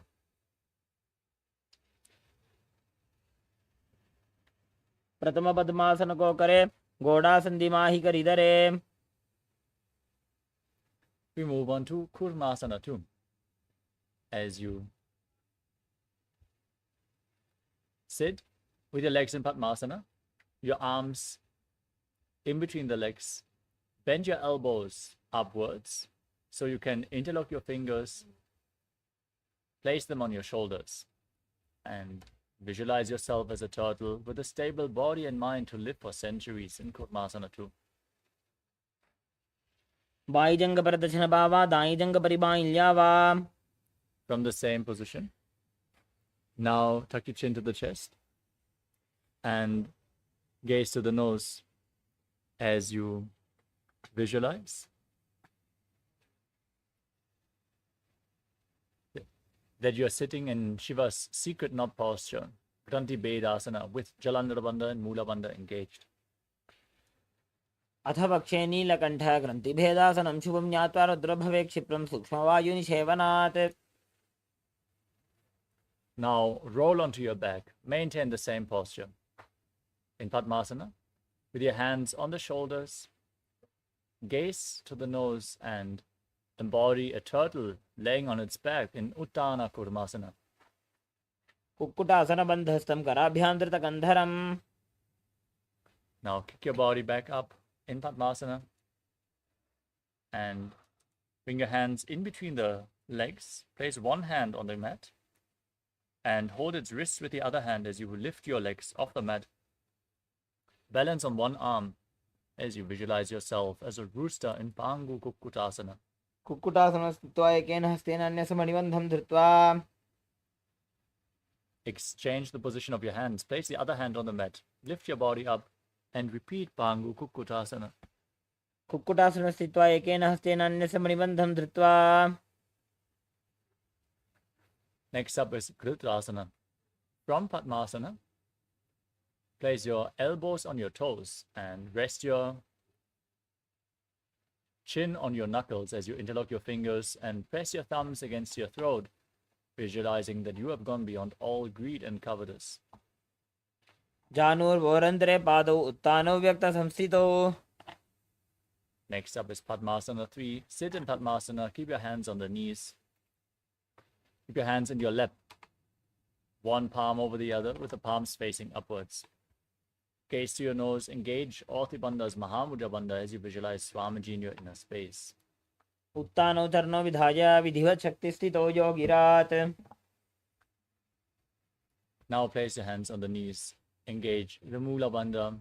Gaze to your nose and visualize Paramashiva in your inner space as you chant the Mahavakya Om Nithyananda Paramashivoham in Padmasana 4. एतत् पद्मासनं कुर्यात् प्राणवायुप्रसिद्धये. Next up is Karmukasana 2. Maintain Padmasana and keep one hand on the respective knee. Interlock the fingers around the big toe with the other hand and rotate the big toe round and round in Prana Mudra as you visualize yourself pulling a bowstring back as Paramashiva's bow, Pinaka, in Karmukasana 2. अथान्यासनमावक्षे योगपूरकरक्षणात्. Now, from Padmasana, cross your arms behind your back. Hold on to the big toes in Prana Mudra. Try to reach the feet with your hands as you gaze to your nose. Breathe in Kakachantra Kumbhaka. Engage Orthi Bandhas and visualize yourself as Lord Shiva's bow in Karmukasana 3. कार्मुकासनमाक्षित्य उदरे पूरयेत् सुखम्.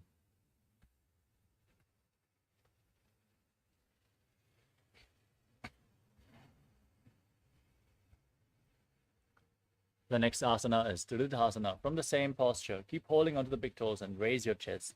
Gaze up towards your third eye as you visualize yourself as the action of Paramashiva's third eye, destroying anything you come across. ऊरुभ्यामुपरि स्थाप्य पादयुग्मं प्रयत्नतः. Now roll onto your back. Maintain the same position. Keep your legs in Padmasana. Hold onto the big toes.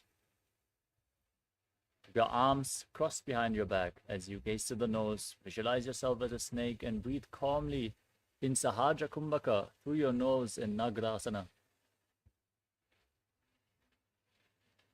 प्रथम पद्मासनकोठाने द्वौ हातपाछाने आने. Now you can free your arms and legs as you lay on your back and pull your knees up against your chest and circle them with your hands in Parsha Mudra. Bring your chin to the knees and squeeze your body into a ball in Kandukasana. वेत्रासने स्थित्वा हस्तपादान् निष्कुष्य ऊर्ध्वं नयेत्. Next up is Urdhva Bhavanasana. As you lay on your back with the feet flat on the ground, knees raised, interlock your fingers behind your neck. Gaze to the tip of your nose and visualize Swamiji breathing calmly through your nose in Sahaja Kumbhaka.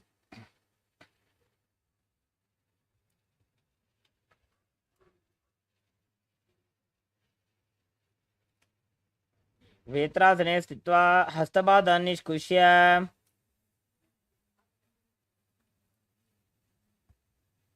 Now, place your hands underneath your heels with the palms facing upwards. Then, push your hips up high as you engage Jalandhara Bandha and Mula Bandha, throat and root lock. Breathe in Moksha Kumbhaka. Push the air out through the locked throat as you visualize yourself as a powerful alpha ape in Malakata Pitasana. उत्तानशयनं पादतले उत्तानहस्तयोः स्थापयेत्. Now bring your hands to the lower back. Push your hips up. Support your body weight with your elbows as you extend your legs forward. Point your toes and gaze to the nose as you visualize Swamiji in Uttanashikipitakasana. जङ्घोरुबलहीनश्चेत् उत्थानशिखिपीठकम्. Now raise your legs up. Point the toes upwards. In Narakasana, as you place your arms flat on the ground for support, visualizing yourself blissfully traversing through Naraka Loka unscathed. ग्रीवाकण्ठेन भूमिं विष्टम्भ पादाग्रद्वयमूर्धमुन्नयेत्. Now bring your hands to the lower back. Straighten your legs and lower them. Angle them downwards. Intensely engage your core as you visualize yourself as a boat crossing the ocean of samsara in Tiryan Naukasana. नौकावत् स्थित्वात् ऊर्ध्वं पादाग्रद्वयं नयेत्. Now raise your legs back up straight. Be stable like a flagpole as you keep your arms on the mat, visualizing yourself as the KAILASA flag respected across all nations in Dvajasana. तिर्यन्नौकावते ग्रीवापृष्ठकोर्परैः भूमिं वष्टभ्य. Now lower your body down flat on the mat. For the final asana of this sequence, Mritasana, keep your arms flat on the ground, palms facing up next to the hips. Intensely pull the Kundalini Shakti up along your spine as you perform the Shakti Chalan Mudra. Visualize that your body is dead and Swamiji, the Supreme Pontiff of Hinduism, is liberating you as you internally chant the Mahavakya Om Nithyananda Paramashivoham. उत्तानं शववद्भूमौ शयनं तोषवासनं शवासनं श्रान्तिहरं चित्तविश्रान्तिकारणम्.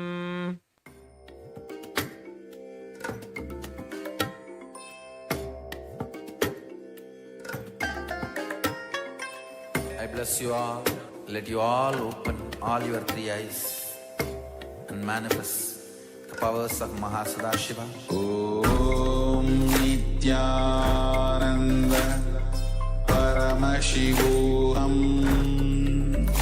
Om Nithyananda Paramashivoham. Om Nithyananda Paramashivoham.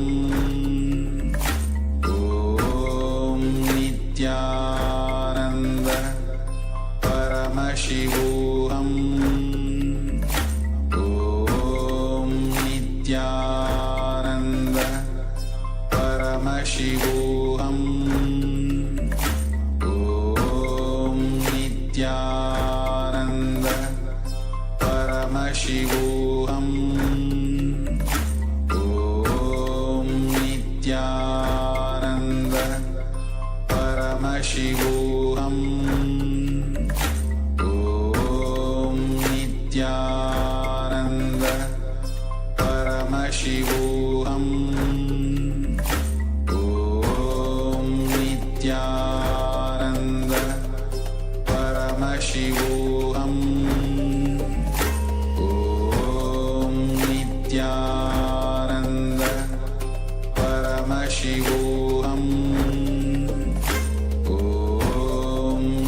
Om Nithyananda Paramashivoham. Om Nithyananda Paramashivoham. Om Nithyananda Paramashivoham. Om Nithyananda Paramashivoham. Om Nithyananda Paramashivoham. Now, slowly return to your physical body. Start to wiggle your fingers and toes, your wrists and your ankles. Move your arms and legs. And pull your knees up towards your chest. Roll your body from side to side. And slowly return to a comfortable seated position.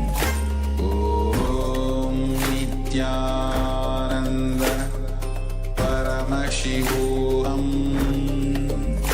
Om Nithyananda Paramashivoham Om Nithyananda Paramashivoham Om Nithyananda Paramashivoham Om Nithyananda Paramashivoham Om Nithyananda Paramashivoham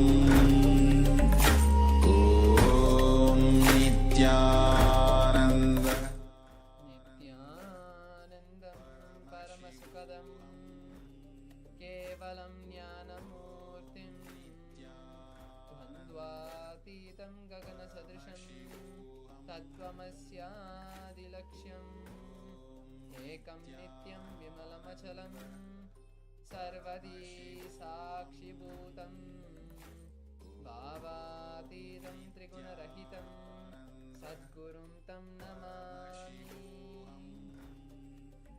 Nithyanandam, and welcome back to all the participants. After this beautiful and intense yoga sequence that we have had, the Dvitiya Vinyasa Krama, now it's time to enter into the power manifestation where we'll be using that beautiful energy, that Kundalini awakening that we have experienced through this yoga in a practical way, where we'll be manifesting these powers of Paramashiva. Now, before we begin this beautiful session, I request all the participants to have your eye bands with you, to blindfold yourself, as when you blindfold yourself, rather than just closing your eyes, it gives you that space of immersiveness where you get immersed into that beautiful space of oneness, where you can relax from your thoughts, unclutch from them, and feel that space of complete awareness, restful awareness with yourself. Next, you can have a notebook and pen that you can use to pen down to record all the manifestations, that all the revelations that you're getting from Paramashiva. And also keep your Atmalinga with you, your alchemy products, as they'll boost the area, they boost the energy of the area, creating that right Vatavarna around you. So now, as we get ready to enter into this beautiful power manifestation, bringing these various items that you need, let's also understand the significance of why we are manifesting powers immediately after yoga. To understand this, when we see the yoga first, in the yoga we are visualizing so many sacred objects like Paramashiva, the rishis, and these other sacred elements which keep our inner space, which start raising our inner space, start raising our consciousness to higher and higher levels to experience that Turiya space. And as we perform these bandhas, the contracting our body in particular places, performing the various mudras, they also help push the Kundalini to the crown center, to the third eye. And that is the significance of this beautiful power manifestation happening right after the yoga. Now that we have understood this, let's now see the Shastra Pramana, the scriptural reference. So what is the scriptural reference and why is it important? The Shastra Pramana is the revelations from Paramashiva himself, the one who designed our body. You can call him the software and the hardware designer of our body and consciousness. Why is that? because we are Paramashiva. We are just a duplicate of him. But we have forgotten that space, and that is what we are going to experience through this power manifestation session. Now, I'll be chanting this beautiful Shastra Pramana. In this Shastra Pramana, we'll be seeing what Paramashiva has to share with us. The technique and powerful cognition that Paramashiva wants to share with all of us. So now I'll be chanting this beautiful verse from the Vijnana Bhairava Tantra, Sutra 34. Kapalantarmanonyasya tishtan milita lochanaha kramena manaso dadyat lakshayet lakshyamuttamam. In this verse, Paramashiva beautifully says, by fixing the mind on the crown center, on the inner space within the crown center, with the eyes in succession and the body completely with no movement, free of any movement, in that space, the yogi gets the ability to see beyond the sight and have the darshan, have the vision of the lakshya, the goal, and he is in oneness with Paramashiva. So now when we see how this is the technique, what technique Paramashiva is giving us here, it's very clearly given to us step by step. Where the first step is bringing the awareness to the crown center, which is the seat of the Guru.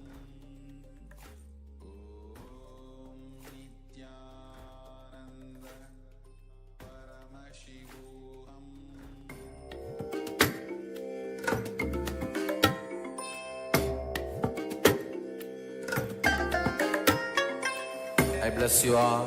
Let you all open all your three eyes and manifest the powers of Mahasadashiva. Om Nithyananda Paramashivoham. Om Nithyananda Paramashivoham. Om Nithyananda Paramashivoham. Om Nithyananda Paramashivoham. Om Nithyananda Paramashivoham. Om Nithyananda Paramashivoham. Om Nithyananda Paramashivoham. Om Nithyananda Paramashivoham. Om Nithyananda Paramashivoham. Om Nithyananda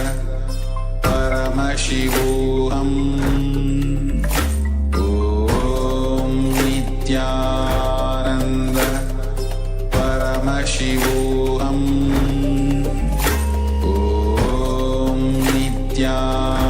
Om Nithyananda Paramashivoham. Om Nithyananda Paramashivoham. Om Nithyananda Paramashivoham. Om Nithyananda Paramashivoham.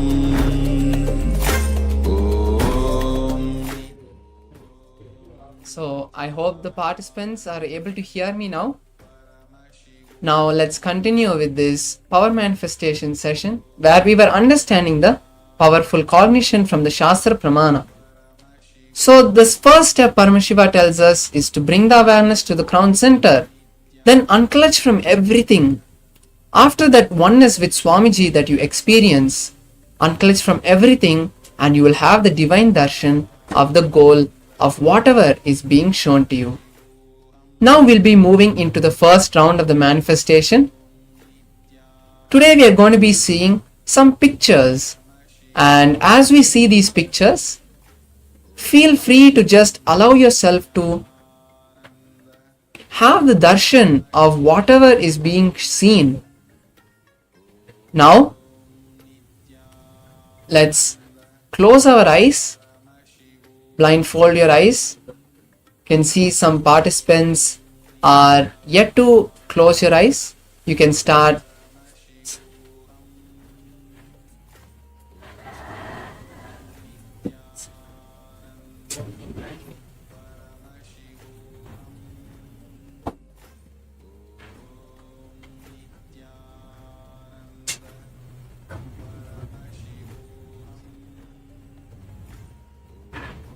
And once again, I would like to complete with all the participants if you are not able to hear clearly before. So now as you keep your eyes closed, start having that beautiful darshan of Swamiji. Any beautiful moment where you experienced that space of no thoughts, like in a darshan or when Swamiji gave you healing. Whatever that moment is, start cherishing that now. As you do that, just unclutch from your thoughts and now we'll be chanting the Mahavakya. Make sure that your eyes are not itchy or not uncomfortable, because any discomfort will keep bringing your thoughts up,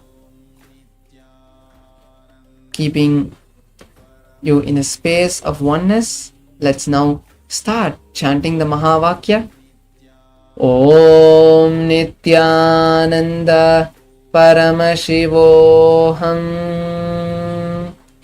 Om Nithyananda Paramashivoham. Now start seeing the image that is being projected.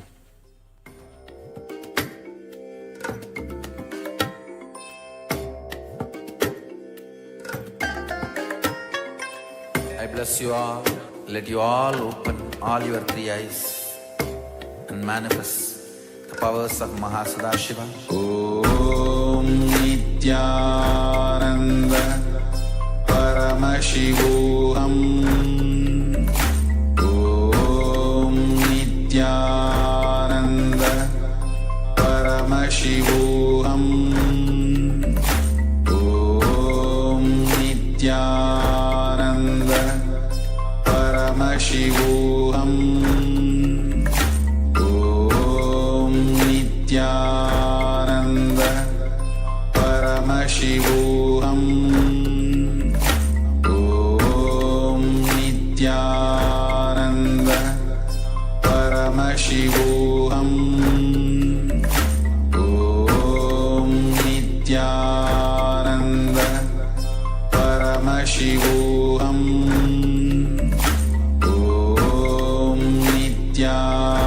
Nithyananda Paramashivoham.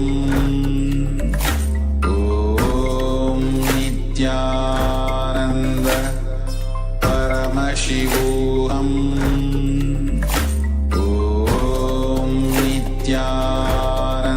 Nithyananda Paramashivoham. Om Nithyananda Paramashivoham.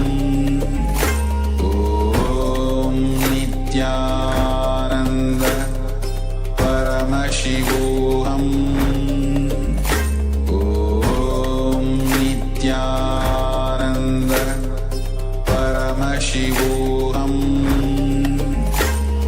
Om Nithyananda Paramashivoham.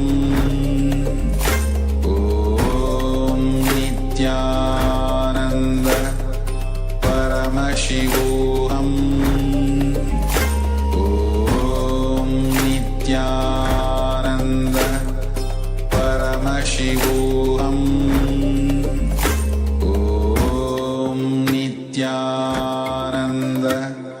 Paramashivoham Om Nithyananda. Slowly, very slowly open your eyes now. Now as you opened your eyes, now take your notebook or your laptop and write down whatever you see, whatever Paramashiva revealed to you.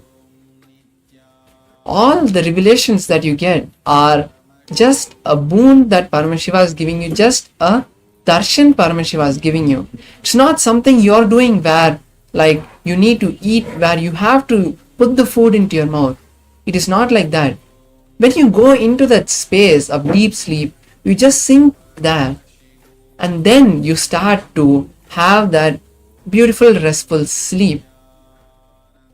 That is the same way power manifestation happens, but instead of going lower in consciousness, you raise your consciousness to the next level.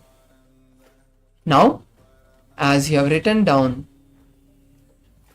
I hope all the participants have written down what you saw. Now we'll be projecting the picture to you. So it's a beautiful picture of a girl sitting on a horse. There's a beautiful green scenery behind and the horse is in a white and brown color. So whatever you have seen in this picture, that is perfectly fine. You have started manifesting the power. Take a picture now of this picture that we have projected and keep a screenshot and then verify it with what you have written, and make at the end of the power manifestation session you can post it in social media. So with this, now we'll be moving to the next round. So once again, you can blindfold your eyes. Take a moment to blindfold your eyes. Keeping your eyes blindfolded, again start to feel that beautiful darshan, that experience that you relish, that beautiful space where you felt that oneness with Swamiji. With that space, now let's again chant the Mahavakya. Om Nithyananda Paramashivoham. Now start to see the image that is being projected to you. Just allow yourself to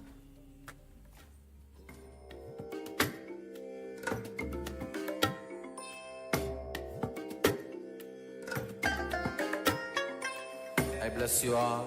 Let you all open all your three eyes and manifest the powers of Mahasadashiva. Om Nithyananda Paramashivoham. Om Nithyananda Paramashivoham. Om Nithyananda Paramashivoham. Om Nithyananda Paramashivoham. Om Nithyananda Paramashivoham. Om Nithyananda Paramashivoham.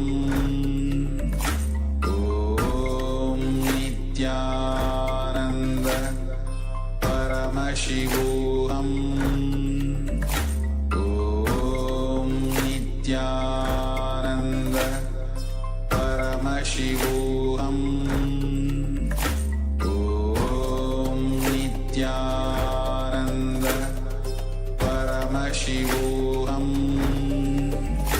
Om Nithyananda Paramashivoham. Om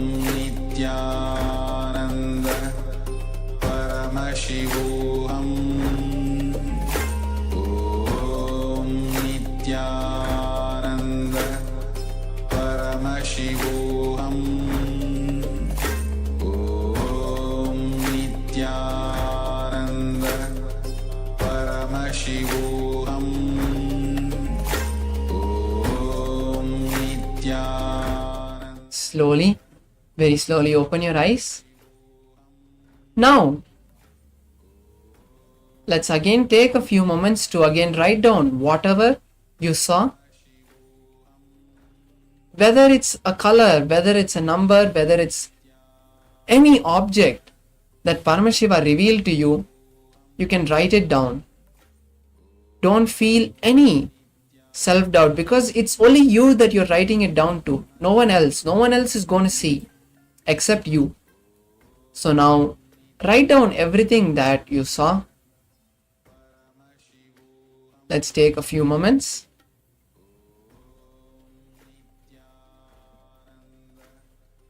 And now we'll be seeing the picture that was being shown to you. Let's verify now with what we have seen. So here we have a beautiful picture of 3 coffee mugs. There's a beautiful design that they have done also with the cream in the coffee. And there's a brown table that it's on. So these are the few features. So there's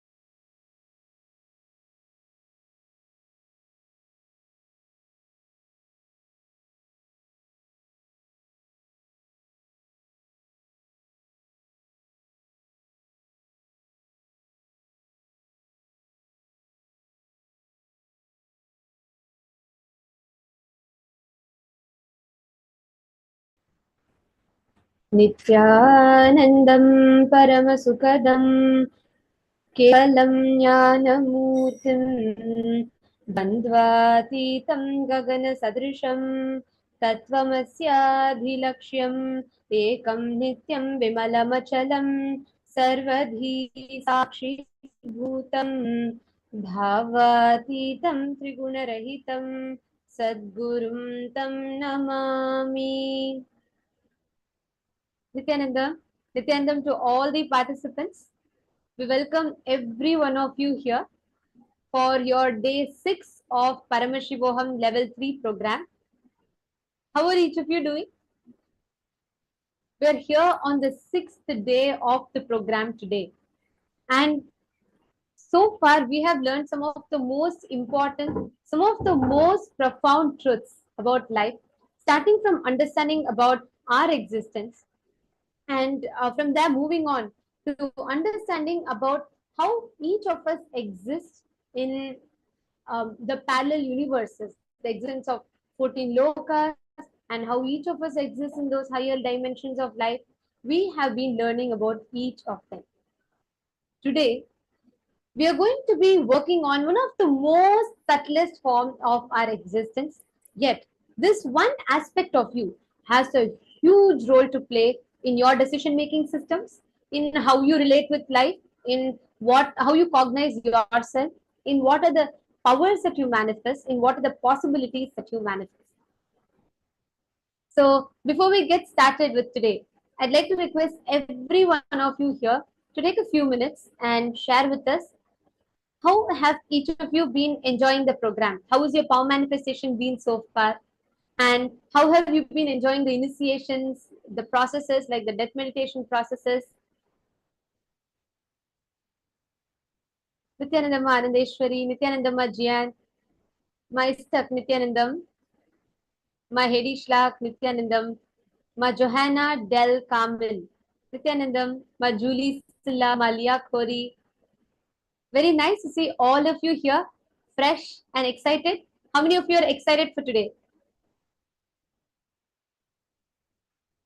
Nithyanandam, Ma Savitri, and Ma Maha Nithyanandam. Can I request all of you to please come on camera and settle down?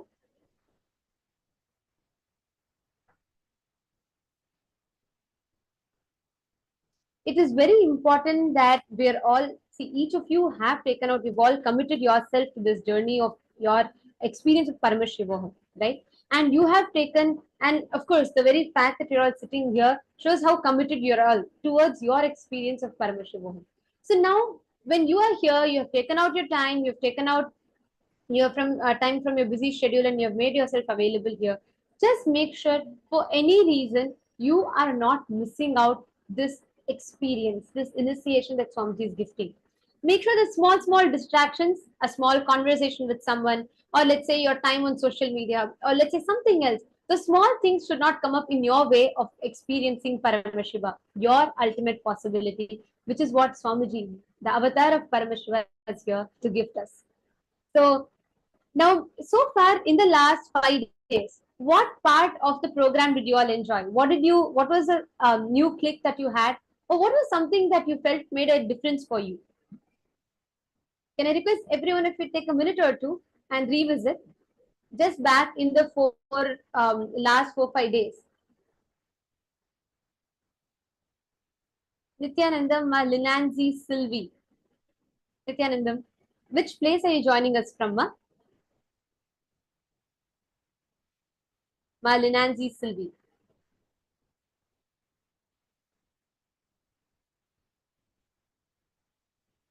And Nithyanandam Robert from here to all the male bodies. And Felpi, Andrews Aya, Nithyanandam, Chaikun Aya, Chandrasekhar Aya, and Purna Sukhananda Aya, Dr. Murali Nithyanandam. We welcome all the participants for the program today. And I request all of you to share with me. So far, if I have to ask you, in the last 5 days, what thing that made a difference in your life? And what would you share? What would you say that was something new that you added to yourself and you felt like that's completely different, what you had not heard till now? What would be that one experience?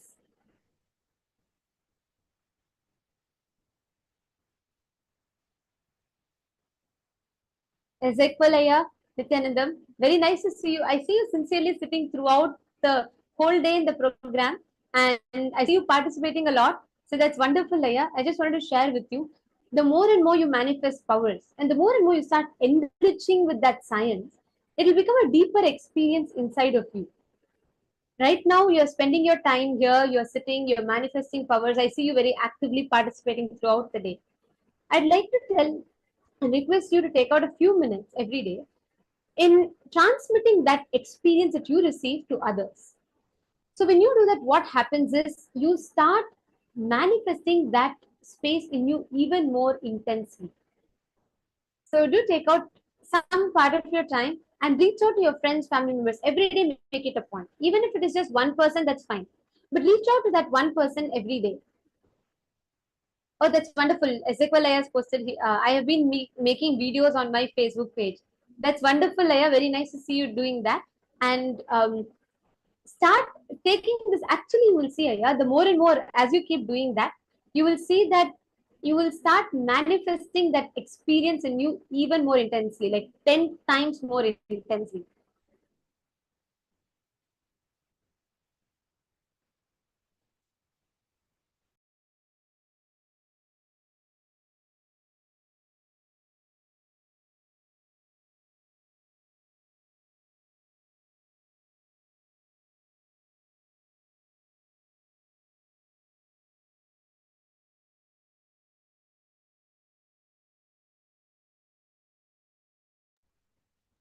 Can I request all the participants to share? what was that one thing in the last 5 days that you really felt like, made a difference? Something that you didn't have before and you felt like now it's different. Okay, Ma Anandeshwari is saying the power manifestation part of it. That's something that made a difference for you. That's beautiful. And how about you, Ma Savitri? I see you sitting with a wide smile. What was the difference that you had in the last 5 days? What was something that you would say has made a difference for you in your life? Something new that you learned, something that you're looking at life from a different perspective. And Ma Mahabhairavajnana and Ma Nitya Arunachala. Can I request each of you to share? Ma Prematavasi saying you're feeling more energetic. Okay. Especially the participants who've been attending last so many programs. What is the difference you're finding in this? Like, how has your experience been so far in this program? Please take a few minutes and please share that with us. Nityanandam, Philip, Andresaya, Chandrasekharaya, and Saiko Nityanandam. I request all of you, please take a few minutes and please share with us how has your experience been and how has the power manifestation also been for each of you. Take a few minutes and please share that with us.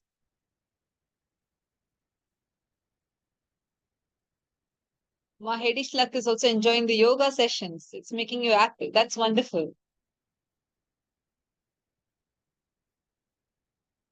Ma Maha, what about you? And Ma Nitya Arunachala, how has your experiences been so far? Please take a few minutes and please share that with us.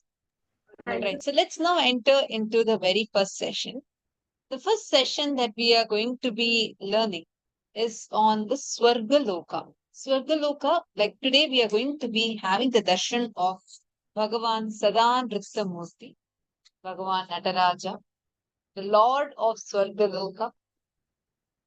And we are going to be learning about that Loka. This is the first parallel university experience after you cross the Bhuloka and Bhuloka. Bhuloka is the plane where all of us exist. Swamiji said it's not just the planet Earth. Whatever is part of the known universe, it is part of Bhuloka. The unmanifest of it is Bhuvarloka. So right after that, the first Loka we experience is the Swargaloka. So now let us learn about what Swargaloka is.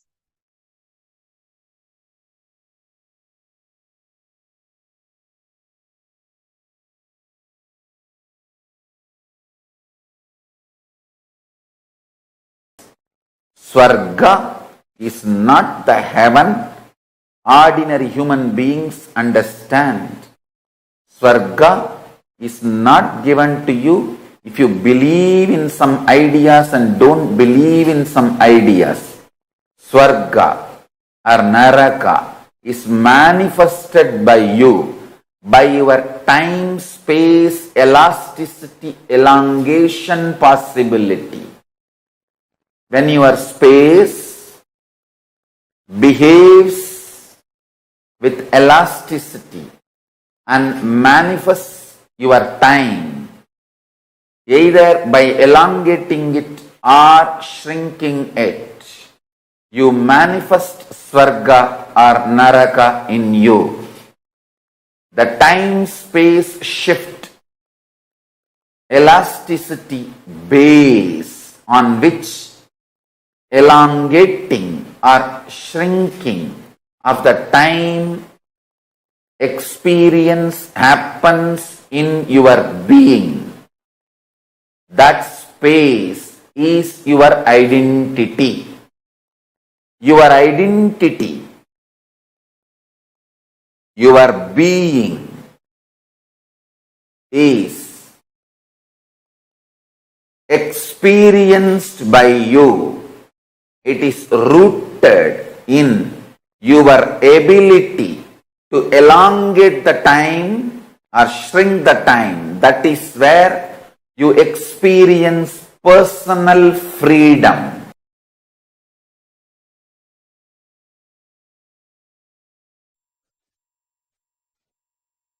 Amrita, nectar, is the superconscious principle with which the mutation, superconscious mutation will be done today. Listen. The first vertical time zone, Swarga Loka, it's called Amara Loka, where people who had superconscious mutation with the nectar lives. I'll define nectar. Listen. Nectar is the conscious energy. Amrita is the conscious energy. When infused into you, makes all your complications legitimized. Listen to this word. Your complications are complications as long as you treat them illegitimate and you fight with them. Your complications will become your dimensions. When you decide to infuse consciousness into you, I know what I am talking. I'll give you an example. You may be deeply interested in your health. You may also deeply interested in enjoying food. These two are complications, conflicts. If you don't find conscious solution for both. But if nectar principle, consciousness is infused into you, you will find the knack of eating left, right, center well and keeping you so healthy, alive, active. Your complications will become complements to each other when nectar is infused in you. Listen, nectar is a superconscious DNA principle. I am repeating it so that you will all internalize it. Nectar is a superconscious principle which eliminates all the complications in you. All the complications in you becomes complement to each other. Listen. You may be very deeply interested in enlightenment. You may be beautifully, intensely enjoying sexual, sensual experiences of life. If you are unconscious about these both aspects of you, it can become complication.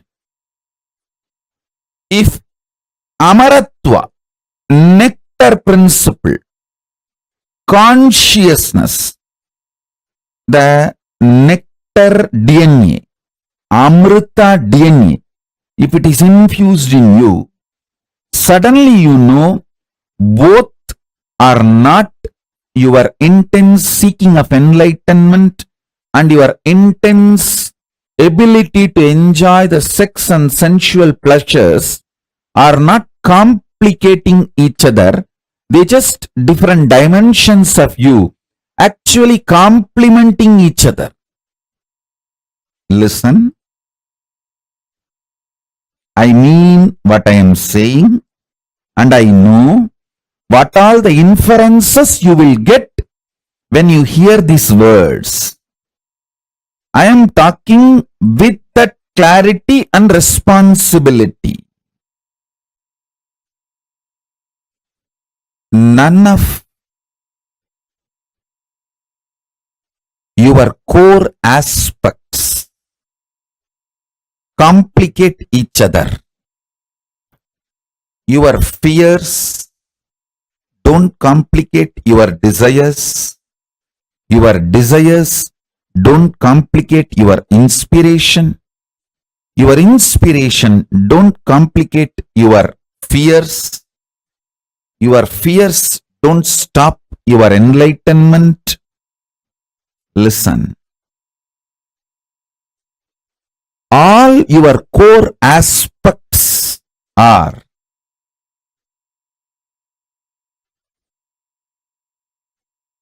actually complementing each other. A middle class BB, stupid fellows who are not interested in life, the life negative,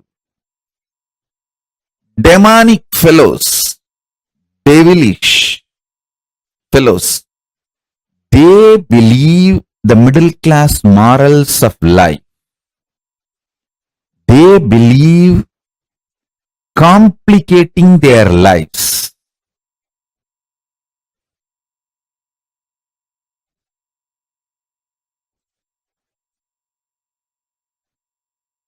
When nectar DNA, Amrita DNA is infused in you, you will realize everything in you is immortal. Your ability to manifest power is immortal. Your ability to seek enlightenment is immortal. Your ability to seek Paramashivatva is immortal. Your ability to enjoy sexual pleasure is immortal. Your ability to live forever is immortal. Your deep desire for your bonda vadai is immortal.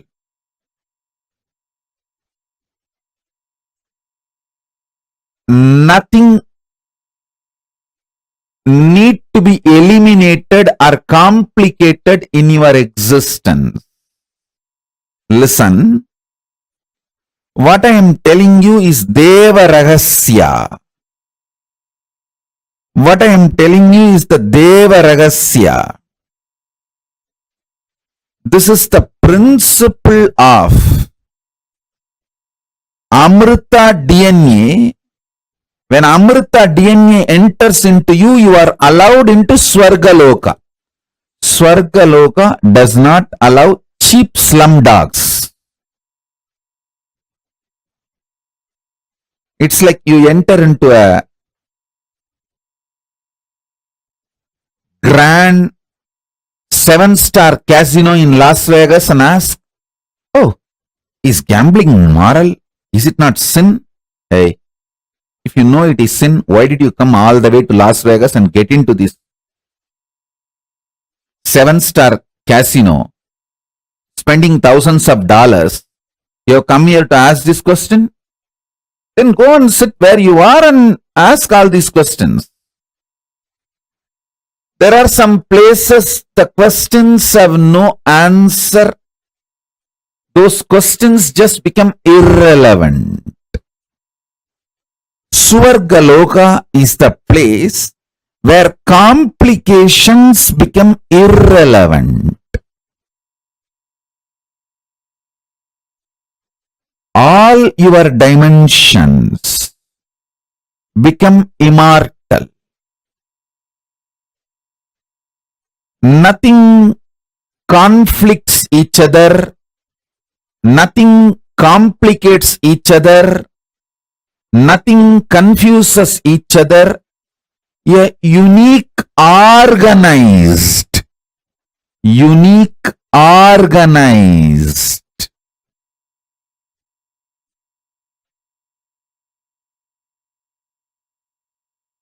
multidimensional being starts opening up in you when the conscious DNA, Amrita DNA, is breathed into you. Listen, I tell you, this Amrita DNA superconscious mutation suddenly will take away a lot of your complications. Don't be afraid of life. Don't be afraid of life. Don't try to hang on to your slum mind. You always feel If I work for money, I may not be able to work for relationships, pleasures, romance. I may not have time and energy. If I focus on romance and relationships, the time to maintain my health, either I will have time and energy to go for gym and maintain the health, or to go for dance, dance and build friends, romance, love. This is the slum mentality. Amrita DNA suddenly opens up, makes all your aspects complementary to you. All the complications in you will start dropping. You will make money with the energy which you enjoy. You will make money doing what you enjoy. You will make love, romance, friends, developing your health. You will live longer by eating large quantity of the food which you like. This whole complication or the conflicts and confusion gets burnt when the nectar DNA, Amrita DNA is added to you.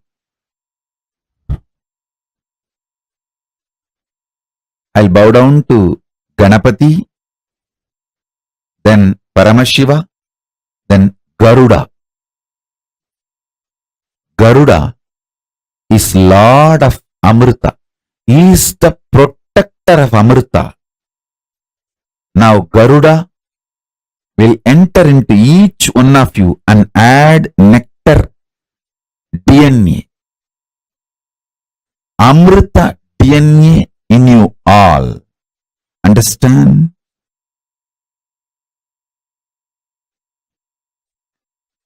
Amrita gives entry into Amara Loka, which is Swargaloka, the first vertical time zone. All the devatas are called Amaras in Sanskrit because the Amrita superconscious DNA process is done inside you. Listen. The process now going to be done is eternal.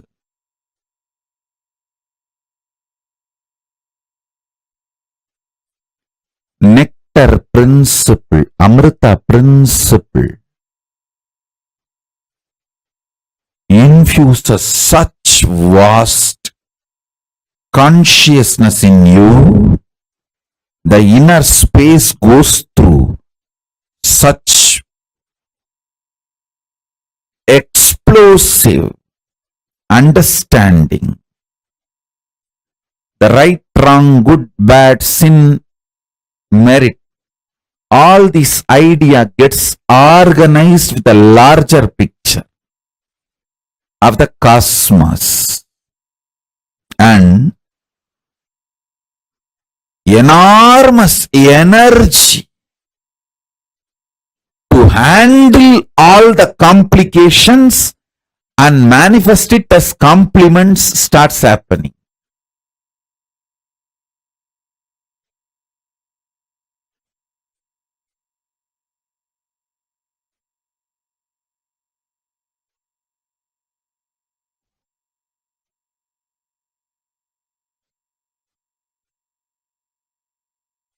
In human level, whatever you perceive as complication, all of that is blasted with Amrita, nectar DNA. And this nectar DNA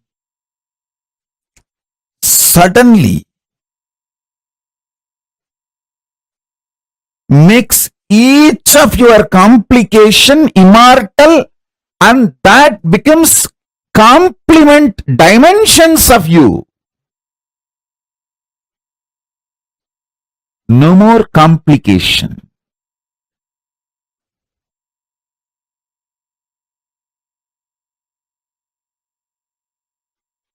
What I say, even if you logically understand, that is enough. And even if you don't understand, it's okay, because I'll pour this Amrita DNA in you, nectar DNA in you. Amrita Tattva in you. Most fortunate are those who are going to experience today's superconscious mutation process, because today you will see your ability to enjoy the sensual pleasures and your ability to manifest power both expands. Both are not conflicting each other. Both don't complicate each other. Both actually complement each other. Your inner conflicts and complications will get legitimized by your own experience as Amara, nectar DNA. Amaratva, your middle class morals will leave you. Your middle class mentality will leave you. First, you need to taste Devaloka, Amaraloka, only then you will move to KAILASA. So in this higher 7 lokas project, Suvar is the Amaraloka, Devaloka, where gods live, who has gone through superconscious nectar DNA process. So now you are getting the visa, I can say permanent residency, for Amaraloka, Suvarloka. I am breathing the nectar DNA into you. The nectar DNA breathed into you makes your complications legitimized. The legitimized complications become complements or multi-dimensions of you.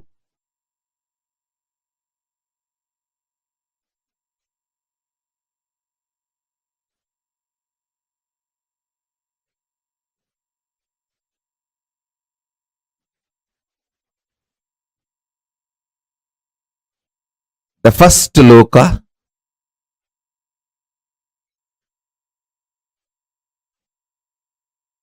see, Jambudvipa is the known world where we all exist now. Everything science knows as the universe, and even what science can imagine as the universe, is Jambudvipa. And above this is Suvarloka. A new kind of intelligence will be awakened in you, where your pleasure, making money, making relationships, health, all will be absolutely aligned. They will not be conflicting each other, complicating each other. They will just be complementing each other. You will go to gym and do yoga and gym and have your health and find your girlfriend, boyfriend there and make few millions there. You don't need to do something separately for millions, something separately to find boyfriend, girlfriend, something separately to keep you healthy and active. It will all suddenly get more and more complementing each other. Conflicts and complications drop when your consciousness is raised.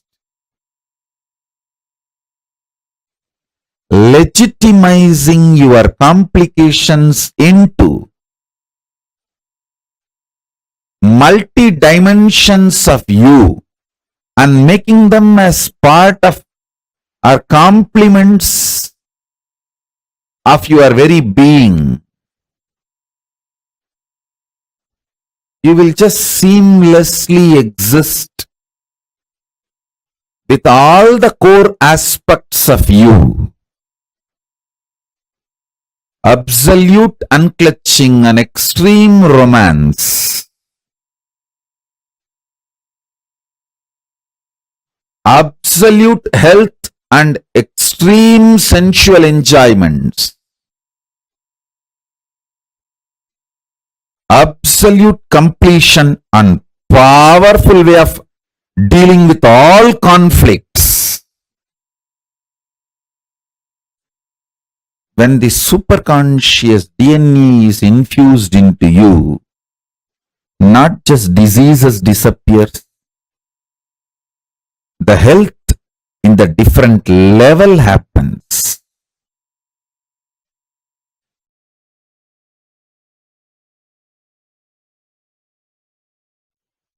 I am making simple statements. Listen intensely. The part of you which you denied due to your self-doubt, self-hatred, self-denial, SDHD. The part of you which you denied due to your self-doubt, self-hatred, self-denial. Sometimes you know you have the higher possibility, but even you have the fear, you may not be able to handle yourself in that higher possibility. Fear that you may fail, collapse, fall down again and again. Because of that fear of failure, the possibility which you deny is your identity, your self in Swargaloka. Listen. Listen carefully. I am repeating.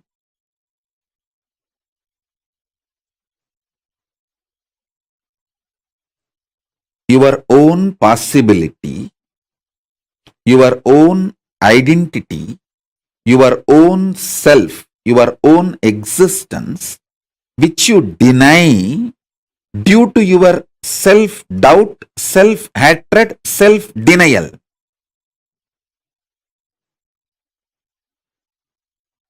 That part which you denied due to your SDHD and fear, that part is yourself in Swargaloka. Just yesterday I received a message from one of my brahmachari who ran away. He said, "Forgive me for running away and committing spiritual suicide. I love you, my life is yours, but I am afraid to come back because I am not confident about myself. I don't want to repeat running away again and again, but my life is yours."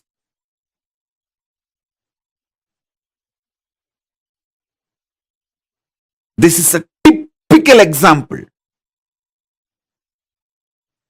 Typical example. You must be watching this satsang now. Otherwise also you will watch it later on, I know. You may be watching. Typical example.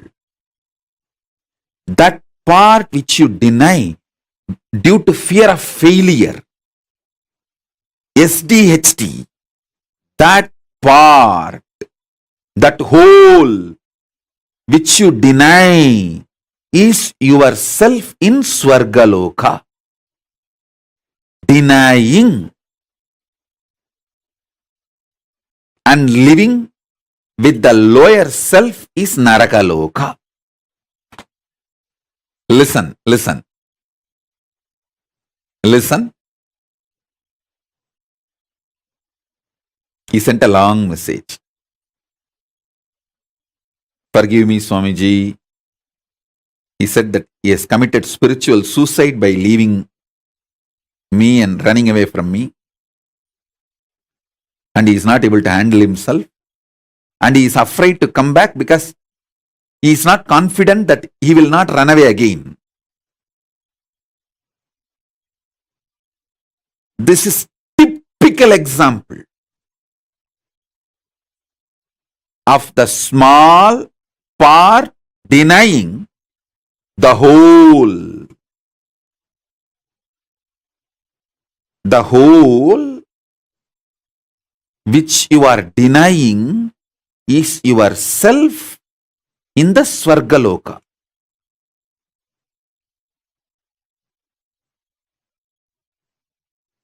When you decide to live that whole,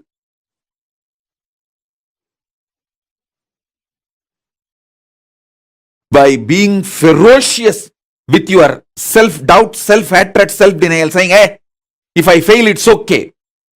Failing is not wrong, but being in the space without trying is the real crime.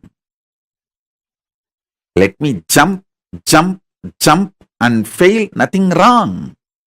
Try. When you decide, you reach the Sargaloka. You face yourself in the parallel universe of Swargaloka.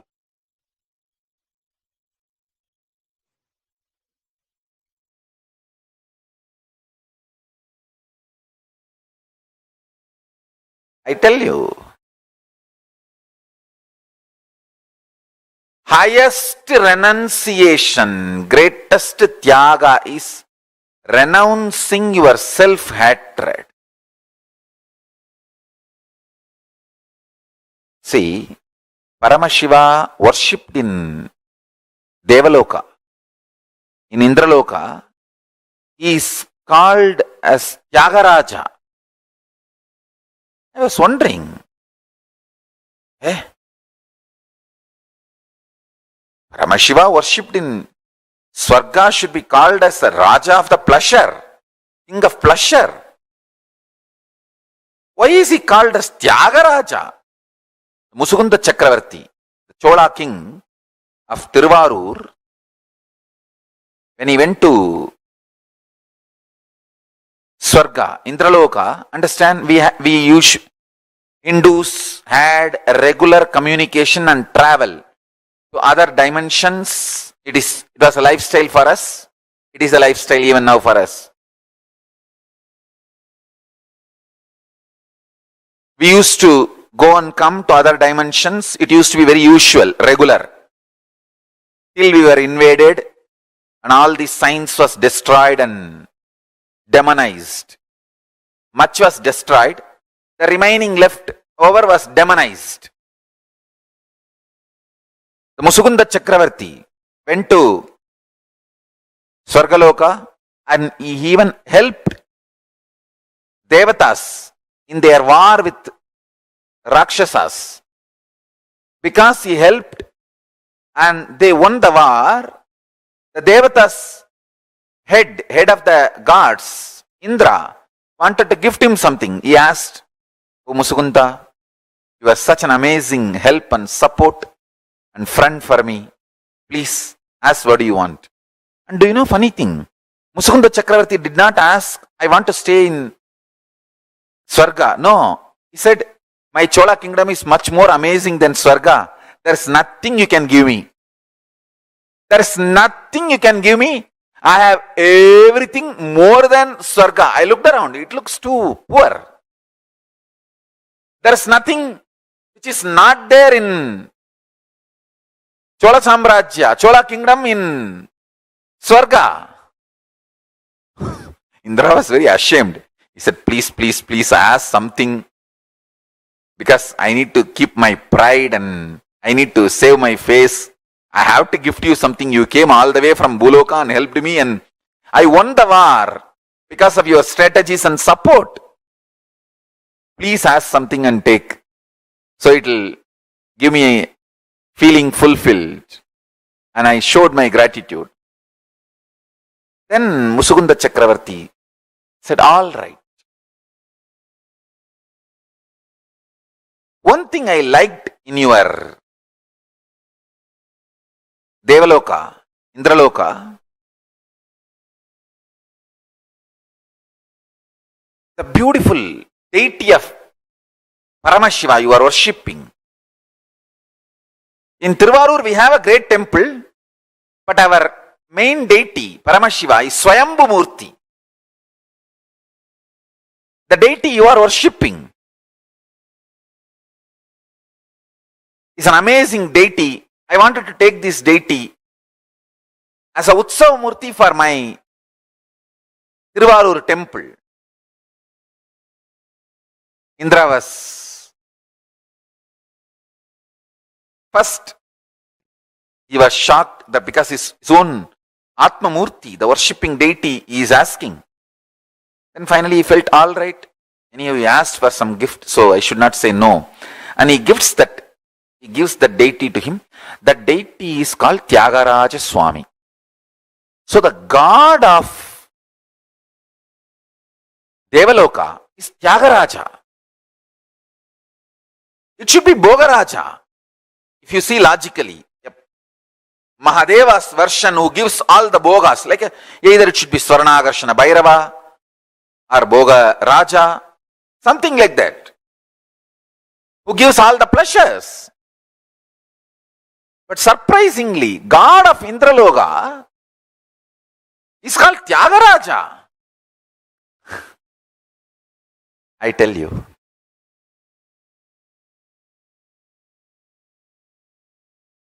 if you learn Tyaga, you will be in Swarga. If you learn Tyaga, you will be in Devaloka.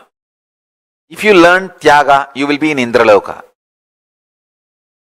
Actually, as per the document, it says the god of Devaloka. In Devaloka, there are 3 divisions. Swarga. Swarga is like a name of that whole dimension. Bhur, Bhuva, Suva. That whole dimension is called Swarga. In Swarga, Devaloka. In Devaloka, there is one part called Indraloka. So all the 3 words you should not confuse. It's like address. Swarga is the address of the dimension, like a nation. Devaloka is like a state. Indraloka is like a headquarters. Understand? Hindus had a clear communication, traveling, even luggage transportation. Things used to go from here to there and from there to here with other planes of existence. I was wondering why God of Devaloka is called Tyagaraja. Either he should be called Yogaraja. If you do yoga, you will reach Devaloka. Or he should be called Bhogaraja. In Devaloka, he is the Paramashiva gives all the Bhogas to anyone who wants any Bhoga. He should be called Bhogaraja or Yogaraja. Why Tyagaraja? Tyaga is the key to become God. The most difficult Tyaga is renouncing self-hatred, because the society teaches you self-hatred is great. It makes you delude between humbleness and self-hatred. Listen. Humbleness is not self-hatred. Listen carefully. Self-hatred is thinking you are less. Humbleness is thinking about you less. Less self-remembrance is humbleness. Self-hatred is constantly thinking about you, but very cheap, very low. Understand, there is a big difference between humbleness and self-hatred. Person with self-hatred will never be really humble. Adivinayam durta lakshanam. He will show himself very humble. But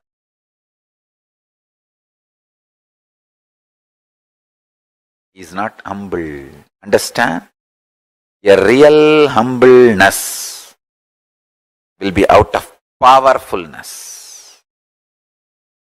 Society deludes you, makes you mistake humbleness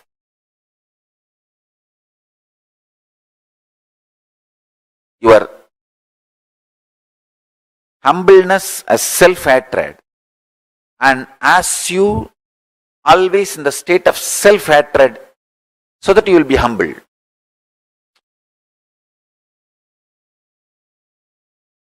Self-hatred is not humbleness.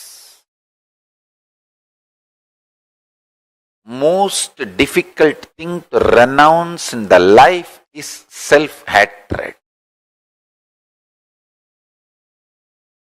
So much of self-hatred, self-doubt, self-denial.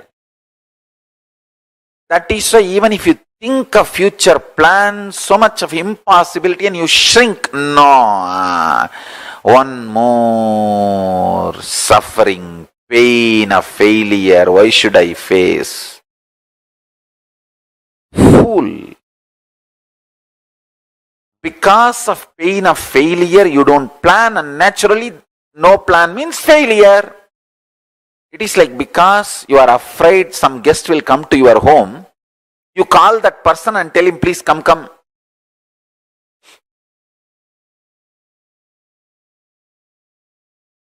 You are afraid failure will come to your life, and you stop planning and force the failure to come to your life. Self-hatred, self-denial, self-doubt. Most difficult thing to renounce in your life is SDHD. Renounce that.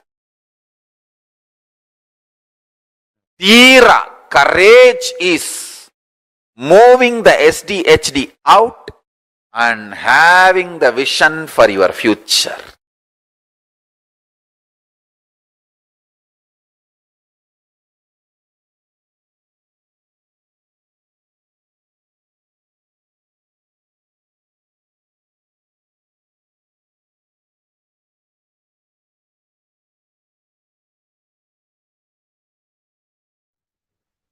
Hinduism had the science of transversing to all the 14 lokas. When Swamiji is initiating us each day, right? Like Swamiji is giving us the experience of being able to go to Pitraloka, being able to transfer ourselves to the parallel universe, being able to see ourselves in the parallel universe. This science is deeply significant, not just in the level of you being able to see another loka, but also being able to have the access to the rich lifestyle, the powers. So beautifully Swamiji revealed how Swarga Loka, the abode of what we call as pleasure or the best, the absolute youth, absolute energy, all of that, what we see as Swarga Loka, right? Actually, Swamiji explains it so beautifully how Tyagaraja, how he is the Lord of Swargaloka. There's a very beautiful line in Mahanarayana Upanishad which says, Tyage naike amritatvama na karmana, na prajaya, na dhanena, tyage naike amritatvama nashuhu. Which means, neither by your karmas, nor by the people around you, na karmana, na prajaya, na dhanena, not even through the wealth or riches that you have, but only through tyaga. Tyage naike amritatvama nashuhu. The immortality in you can be experienced only through tyaga. That is why Swarga Loka is known as Amara Loka. And the principle that runs it is Tyaga, Tyaga Raja. Paramashiva sits there as Tyaga Raja and he governs the whole Swarga Loka. Can I request every one of you to post what you understood as the existence, the parallel universe existence of Swargaloka? What is Swargaloka? What is the principle that fills Swargaloka, that governs Swargaloka? Can I request each of you to share? What are any three factors that you've learned about Swargaloka? Any three main points that you understood from what Swamiji revealed?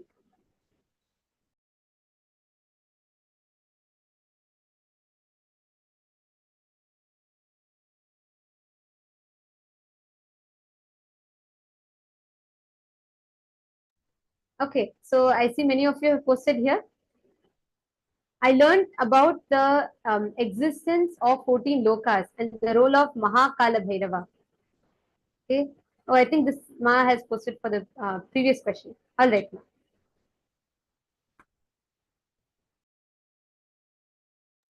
And how many of you understood about existing without having anything conflicting, contradicting inside of you?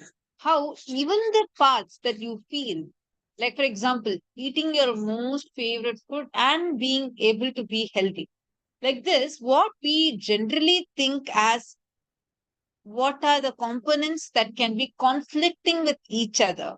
Swamiji explained how there will be a powerful intelligence that opens up in us when we reach Swargaloka plane, where the parts of us that are conflicting, contradictory, instead starts becoming complementing each other. How many of you understood that? And I request each of you to post your understandings of how you are able to cognize this powerful cognition that Swamiji revealed to us about Swargaloka. And Swamiji also explained how the possibility in us which we deny because of our self hatred, self doubt, self denial, that part that we have denied, that possibility that we have denied because of our SDHD, is our identity in Swargaloka. I see many of you have posted your I see many of you have posted your understandings. So, Ma Priyatma Sarupini has posted the part that we deny is Swargaloka, and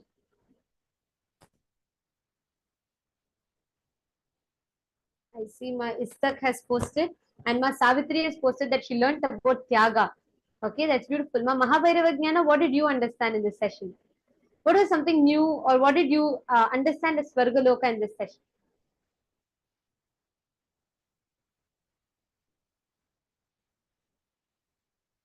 Ma Istak has shared something very beautiful. So she has posted, I think in this PSM level 3 season 6, something I have noticed different is the power manifestation sessions. Manifesting powers, it may manifest or not, but the cognitions I'm holding inside have upgraded by listening every day to the powerful cognitions and from the Balasans and Acharyas on how they connect with Swamiji for manifesting powers. For example, before I often feel disappointed by not manifesting powers.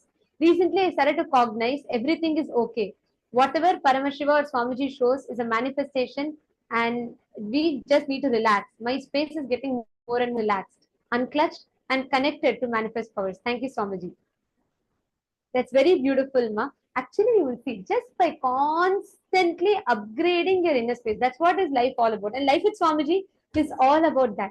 We keep discovering the new aspects in us because we constantly keep upgrading ourselves with the powerful cognitions, the powerful principles, and constantly when you apply that in your life, you will discover new dimensions of yourself. Even you would have not known you can apply this power, this principle to experience a breakthrough in this power.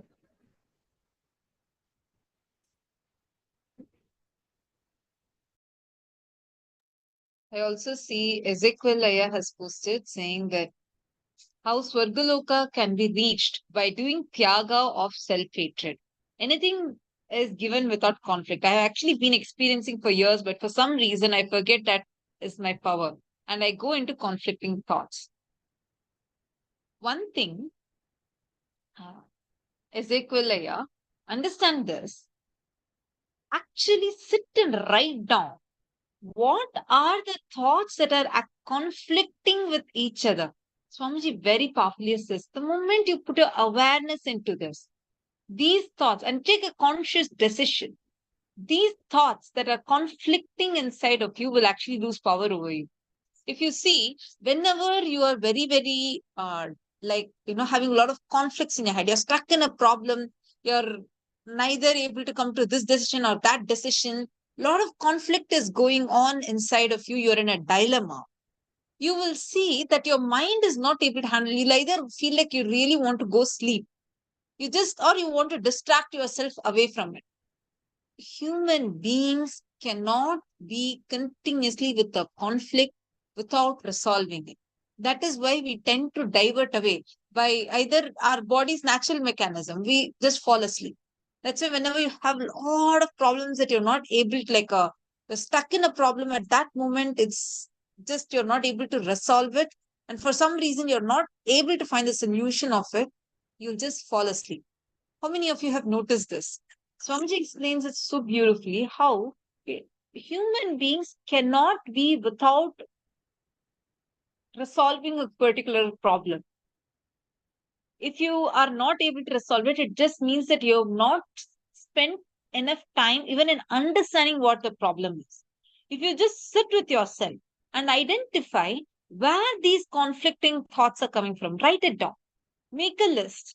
What are the conflicting thoughts or conflicting desires that are there inside of me? This conflicting desires usually sits in your prana sharira. We have 5 layers, right? In that, the breathing layer that contains the 5 types of prana, in that layer, all our desires are stored. That is why the moment you're having some conflict, the first change you'll experience is a change in the breathing pattern. You need to sit with yourself and write down what all are the conflicts that you're actually facing. If you see, first you'll feel like, no, I have too many conflicts. But just spend some time. Actually write it down. What is a conflict? This and this. This is the thought I have, and this is the second thought I have. And these two are my conflicting thoughts. Just look into it. You will see that power the conflicting thoughts has over you will simply disappear. Swamiji explains this very powerfully with the different types of thoughts that we carry or the desires that we carry. How some desires are contradictory desires. Contradictory means in the same sentence, you empower two opposite thoughts. For example, you have a thought saying, I just don't want to be poor. When you empower that thought of I don't want to be poor, you're actually empowering poverty. Let's do a quick activity now. Just take a moment and just close your eyes. And I request all of you to take a moment to visualize this. I'm going to tell certain actions, and you're going to just visualize and see what exactly is the visualization you're getting. Okay? I am walking. Visualize yourself walking. I'm just going to be telling the sentences, and you're going to visualize yourself doing those actions.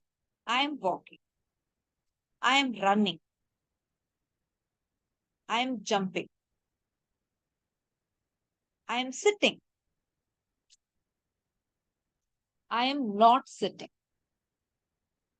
I am not jumping. I am not walking. I am not running. Relax. Now, what did each of you observe? Whenever the sentence was a positive sentence, like for example, I am standing, I am walking, I am jumping, all these you were able to visualize. Am I right?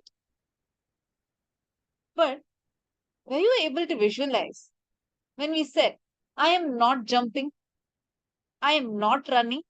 Whenever there is a usage of the word no or not, were you able to actually visualize it? No, right? You might have visualized another opposite action. Like, for example, when we say, I am not sitting, you would have visualized yourself standing. Or you would have said sitting itself, and you would have said, no, I'm not sitting. Like this, our brain actually does not understand the word no. It does not understand the word not. That negative existence, it does not cognize. So every time you say, I am not poor, I just don't want to be poor, you are only visualizing and empowering poverty.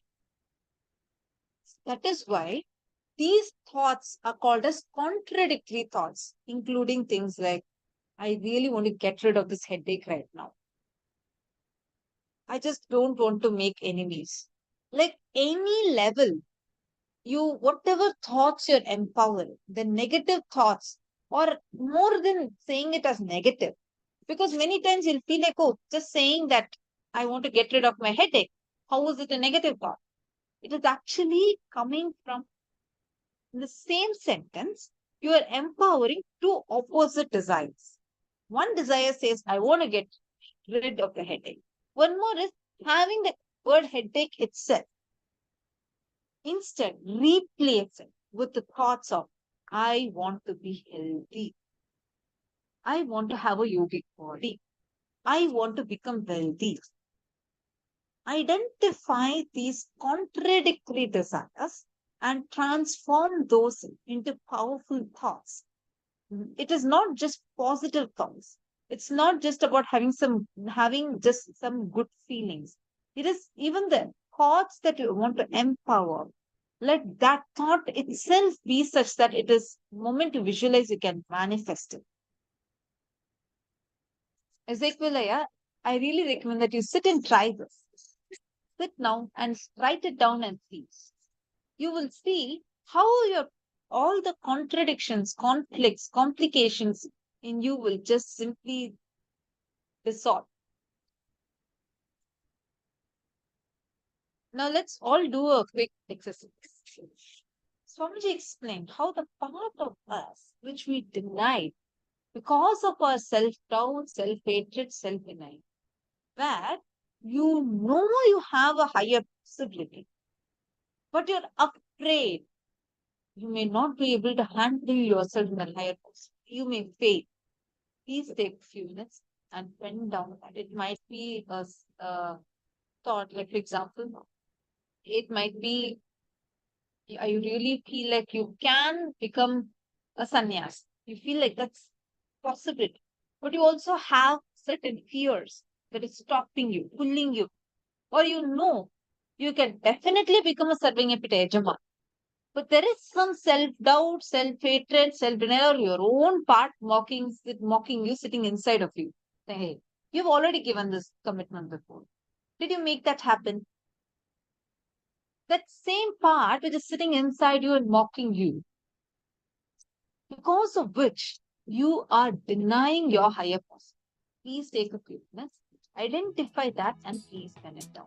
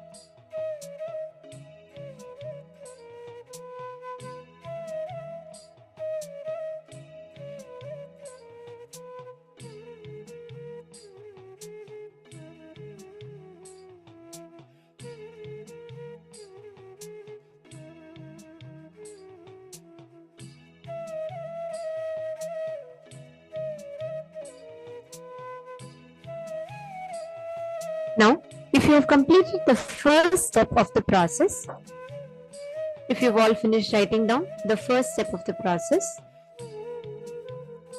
in the next step, what we're going to be doing, in that exact cognition, that conflict that you have written down,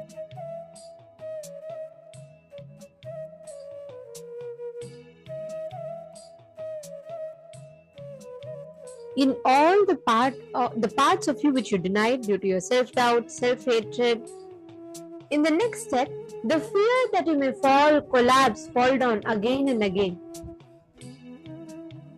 Now, in each of that revisit, go back and decide the powerful cognition. Decide to live the whole thing by being ferocious with your self-doubt, self-hatred, self-denial. Just revisit it back. Declare it with the powerful cognition that how you're going to be operating the exact same conflict that you had with it. How you're going to be operating, how you're going to be looking at it. Write down the exact powerful cognitions for each of them. Take a few minutes and let's complete this step.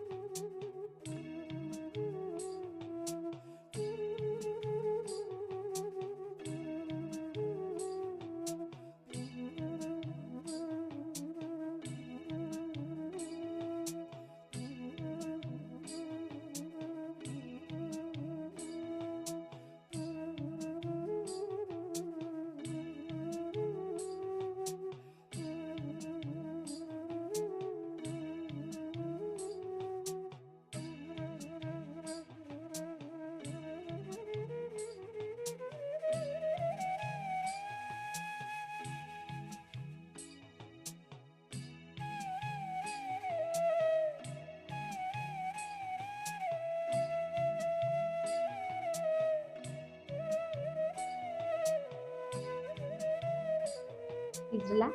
Hope all of you have finished writing.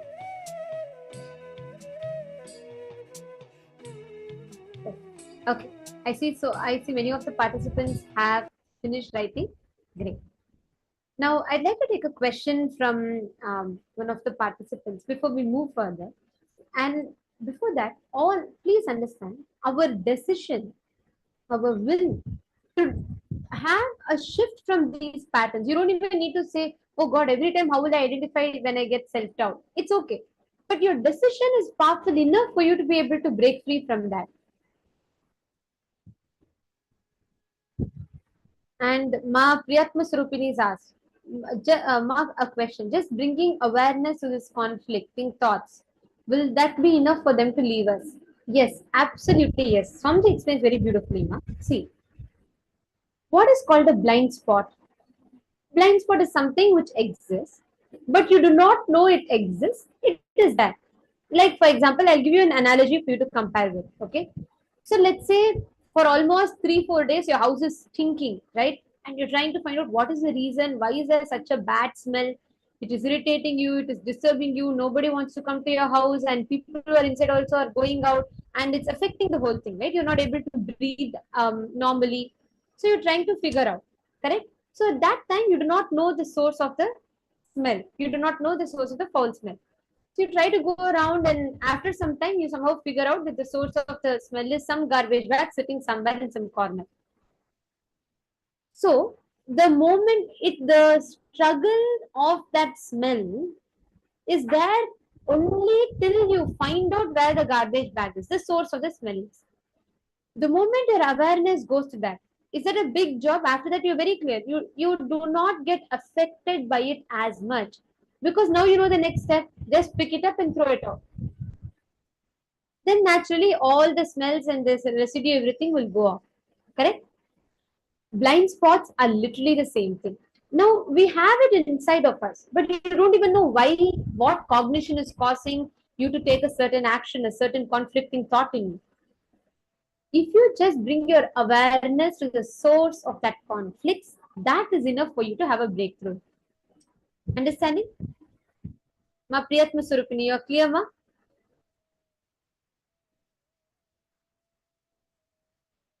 Okay. Now, all the participants that are here, please understand, when you decide to sit, do not deny your own, the best part of you. Do not deny your own possibilities. When you sit with this decision, you will manifest the powers. You will manifest the powers so easily. The part of you which you denied due to your self-doubt, self-hatred, self-denial, that part of you which is denied is Swargalok. Stop denying that part. You may have a doubt, oh, will I ever be able to manifest? I don't think it's for me. But do not deny that part. Sit with the decision to manifest. Sit with that strong decision in your inner space. And all of you will be able to manifest that very, very easily. It will just very easily happen in you. Okay? So shall we all start? Today we have a very interesting power. We're going to be manifesting the powers of being able to play with the 5 elements of nature. Today we're going to be understanding how you can experience the Bhuta Jaya, the power over the 5 elements of nature. And in that, if you go back and if you revisit the powerful cognition that Swamiji gave, he said one thing: when you decide to not deny any part of you, you start manifesting Amritatva, Amaratva. You start manifesting the ability to exist for eternally, and you start manifesting that powerful cognition as an experience in you. So now we're going to be manifesting this power as an experience. So we all are you all ready? Shall we all start?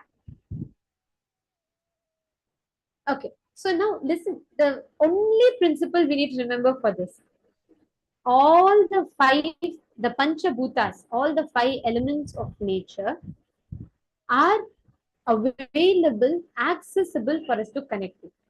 But because at some point we become so rigid, Like we literally do not experience oneness. We become so insensitive by denying constantly our own higher self. We deny consciousness. We deny the experience of oneness in us. We start denying everything in life. So we start distancing, becoming very insensitive to the things around us. Like, for example, how many of us remember? How many of us connect to nature? Every single day, we are all seeing nature. We are seeing, having the wind around us constantly. But it's not that we have taken it so much for granted, and it becomes to such an extent we have completely become insensitive to it. Correct? That is what we are going to be breaking now with this cognition. Just stop denying the parts of you. Do not deny any part of you. There's a very powerful pramana in which Paramashiva defines this. He tells, Yogi Padmasanastopi Bhuvamutsrujya Vartate Vayu Siddhistataksheya Samsaradvanta Nashini. It says, when the yogi, through remaining in Padmasana, can rise in the air and leave the ground, then know he has gained Vayu Siddhi, the power of wind element which destroys the darkness of the world, of the whole world. This is revealed in the Shiva Samhita, and every one of you that are there, the exact qualification Paramashiva says is what? He says, Yogi Padma Sanastyopi Bhuvamutsrujya Vartate, means when the person, when the yogi can remain in Padmasana and can rise in the air and he can leave the ground. The moment all of us are initiated to Kundalini, isn't this the first experience that Swamiji gives us? The moment you are having the Kundalini awakened inside of you, you are qualified to manifest this power. And this is not the first time. Actually, in Hinduism, like Swamiji said, right, we knew the science of transversing to the 14 lokas. We could play with the nature. We could play with the whole existence. And this is not something that is new for us. This is not something that, we have not manifested or we do not know. This science exists, and all of us can manifest the science very easily just through a simple decision. Now, the science behind this is very simple. When you decide and when you experience, when you consciously create the will inside of you, you will see the nature will listen to you. The whole nature has to listen to your command. Like, for example, when there's a story of Savitri in Hinduism, she tells, if I am chaste to my husband, let the sun not rise, because as per the time, as per the fate, the husband was supposed to die, destined to die in the time of sunrise. She was so strong with her will. There was no doubt. She says, if I am chaste to my husband, if I've been integrated in my life, I do not want the sun to rise till I tell so. And the sun does not rise. The whole time is passing, the earth is rotating, but the sun does not rise at all. The gods come and request her. They say, no, the sun cannot rise because it has to honor your word. You are so integrated, it has to honor your word. Until she got the husband's life back. And after that, she says, okay, now the sun can rise, and the sun rises. This is not mythology. This is a science. And what we're seeing back then, right? We're saying, oh, these are all like stories. Actually, even today we can do it. When Swamiji declares, like so many times we've all witnessed this, right?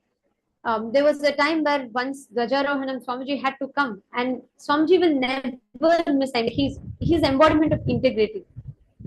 And that day, for some reason, for the preparation, since the team that was preparing got delayed, Swamiji actually stopped. Swamiji declared that the sun should not come, it should not rise till the time the team is ready. And for almost 40 minutes, there was a 40-minute, it was as per the weather forecast, what time the sun should rise. There was a 40-minute delay in that.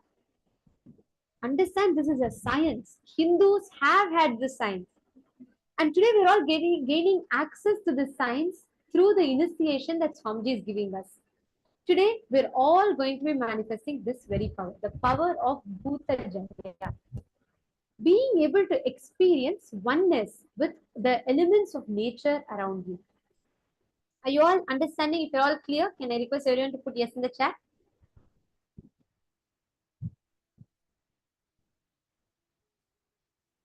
Okay.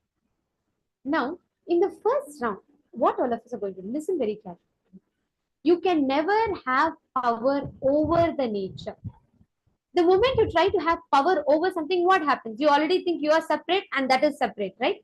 You are already denying your own possibility of oneness. What Swamiji revealed in this. Do not deny your possibility. Experience tremendous feeling connection with the whole wind element. Experience a tremendous feeling connection with all the elements of nature around you. Can I request every one of you here actually to take a few minutes and could you all please head out? Go maybe next to a window or just somewhere where it's breezy, where it's windy. Take a few minutes and just connect to the nature. Experience you're one with it. Our source, we're all made up of the elements of nature. That's our source. So connect with it and build a space of oneness in you. Experience a tremendous deep feeling connection in you. Yes, I see already Ma Sonia Rao is next to the window. Can I request every one of you go somewhere to a place where you can see the nature. Just connect with it, interact, commune with the wind, commune with the nature. And just connect with it in a deep, friendly way. Do not try to have power over something. If you have power over it, if you try to gain power over it, you will never be able to manifest it because that is not the science Swamiji is teaching. He is teaching us to experience oneness with it.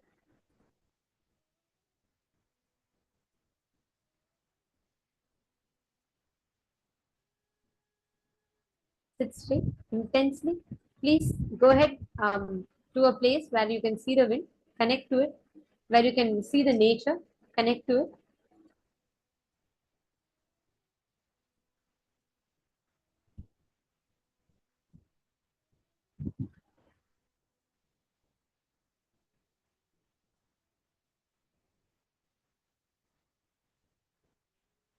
Nithyananda Paramashivoham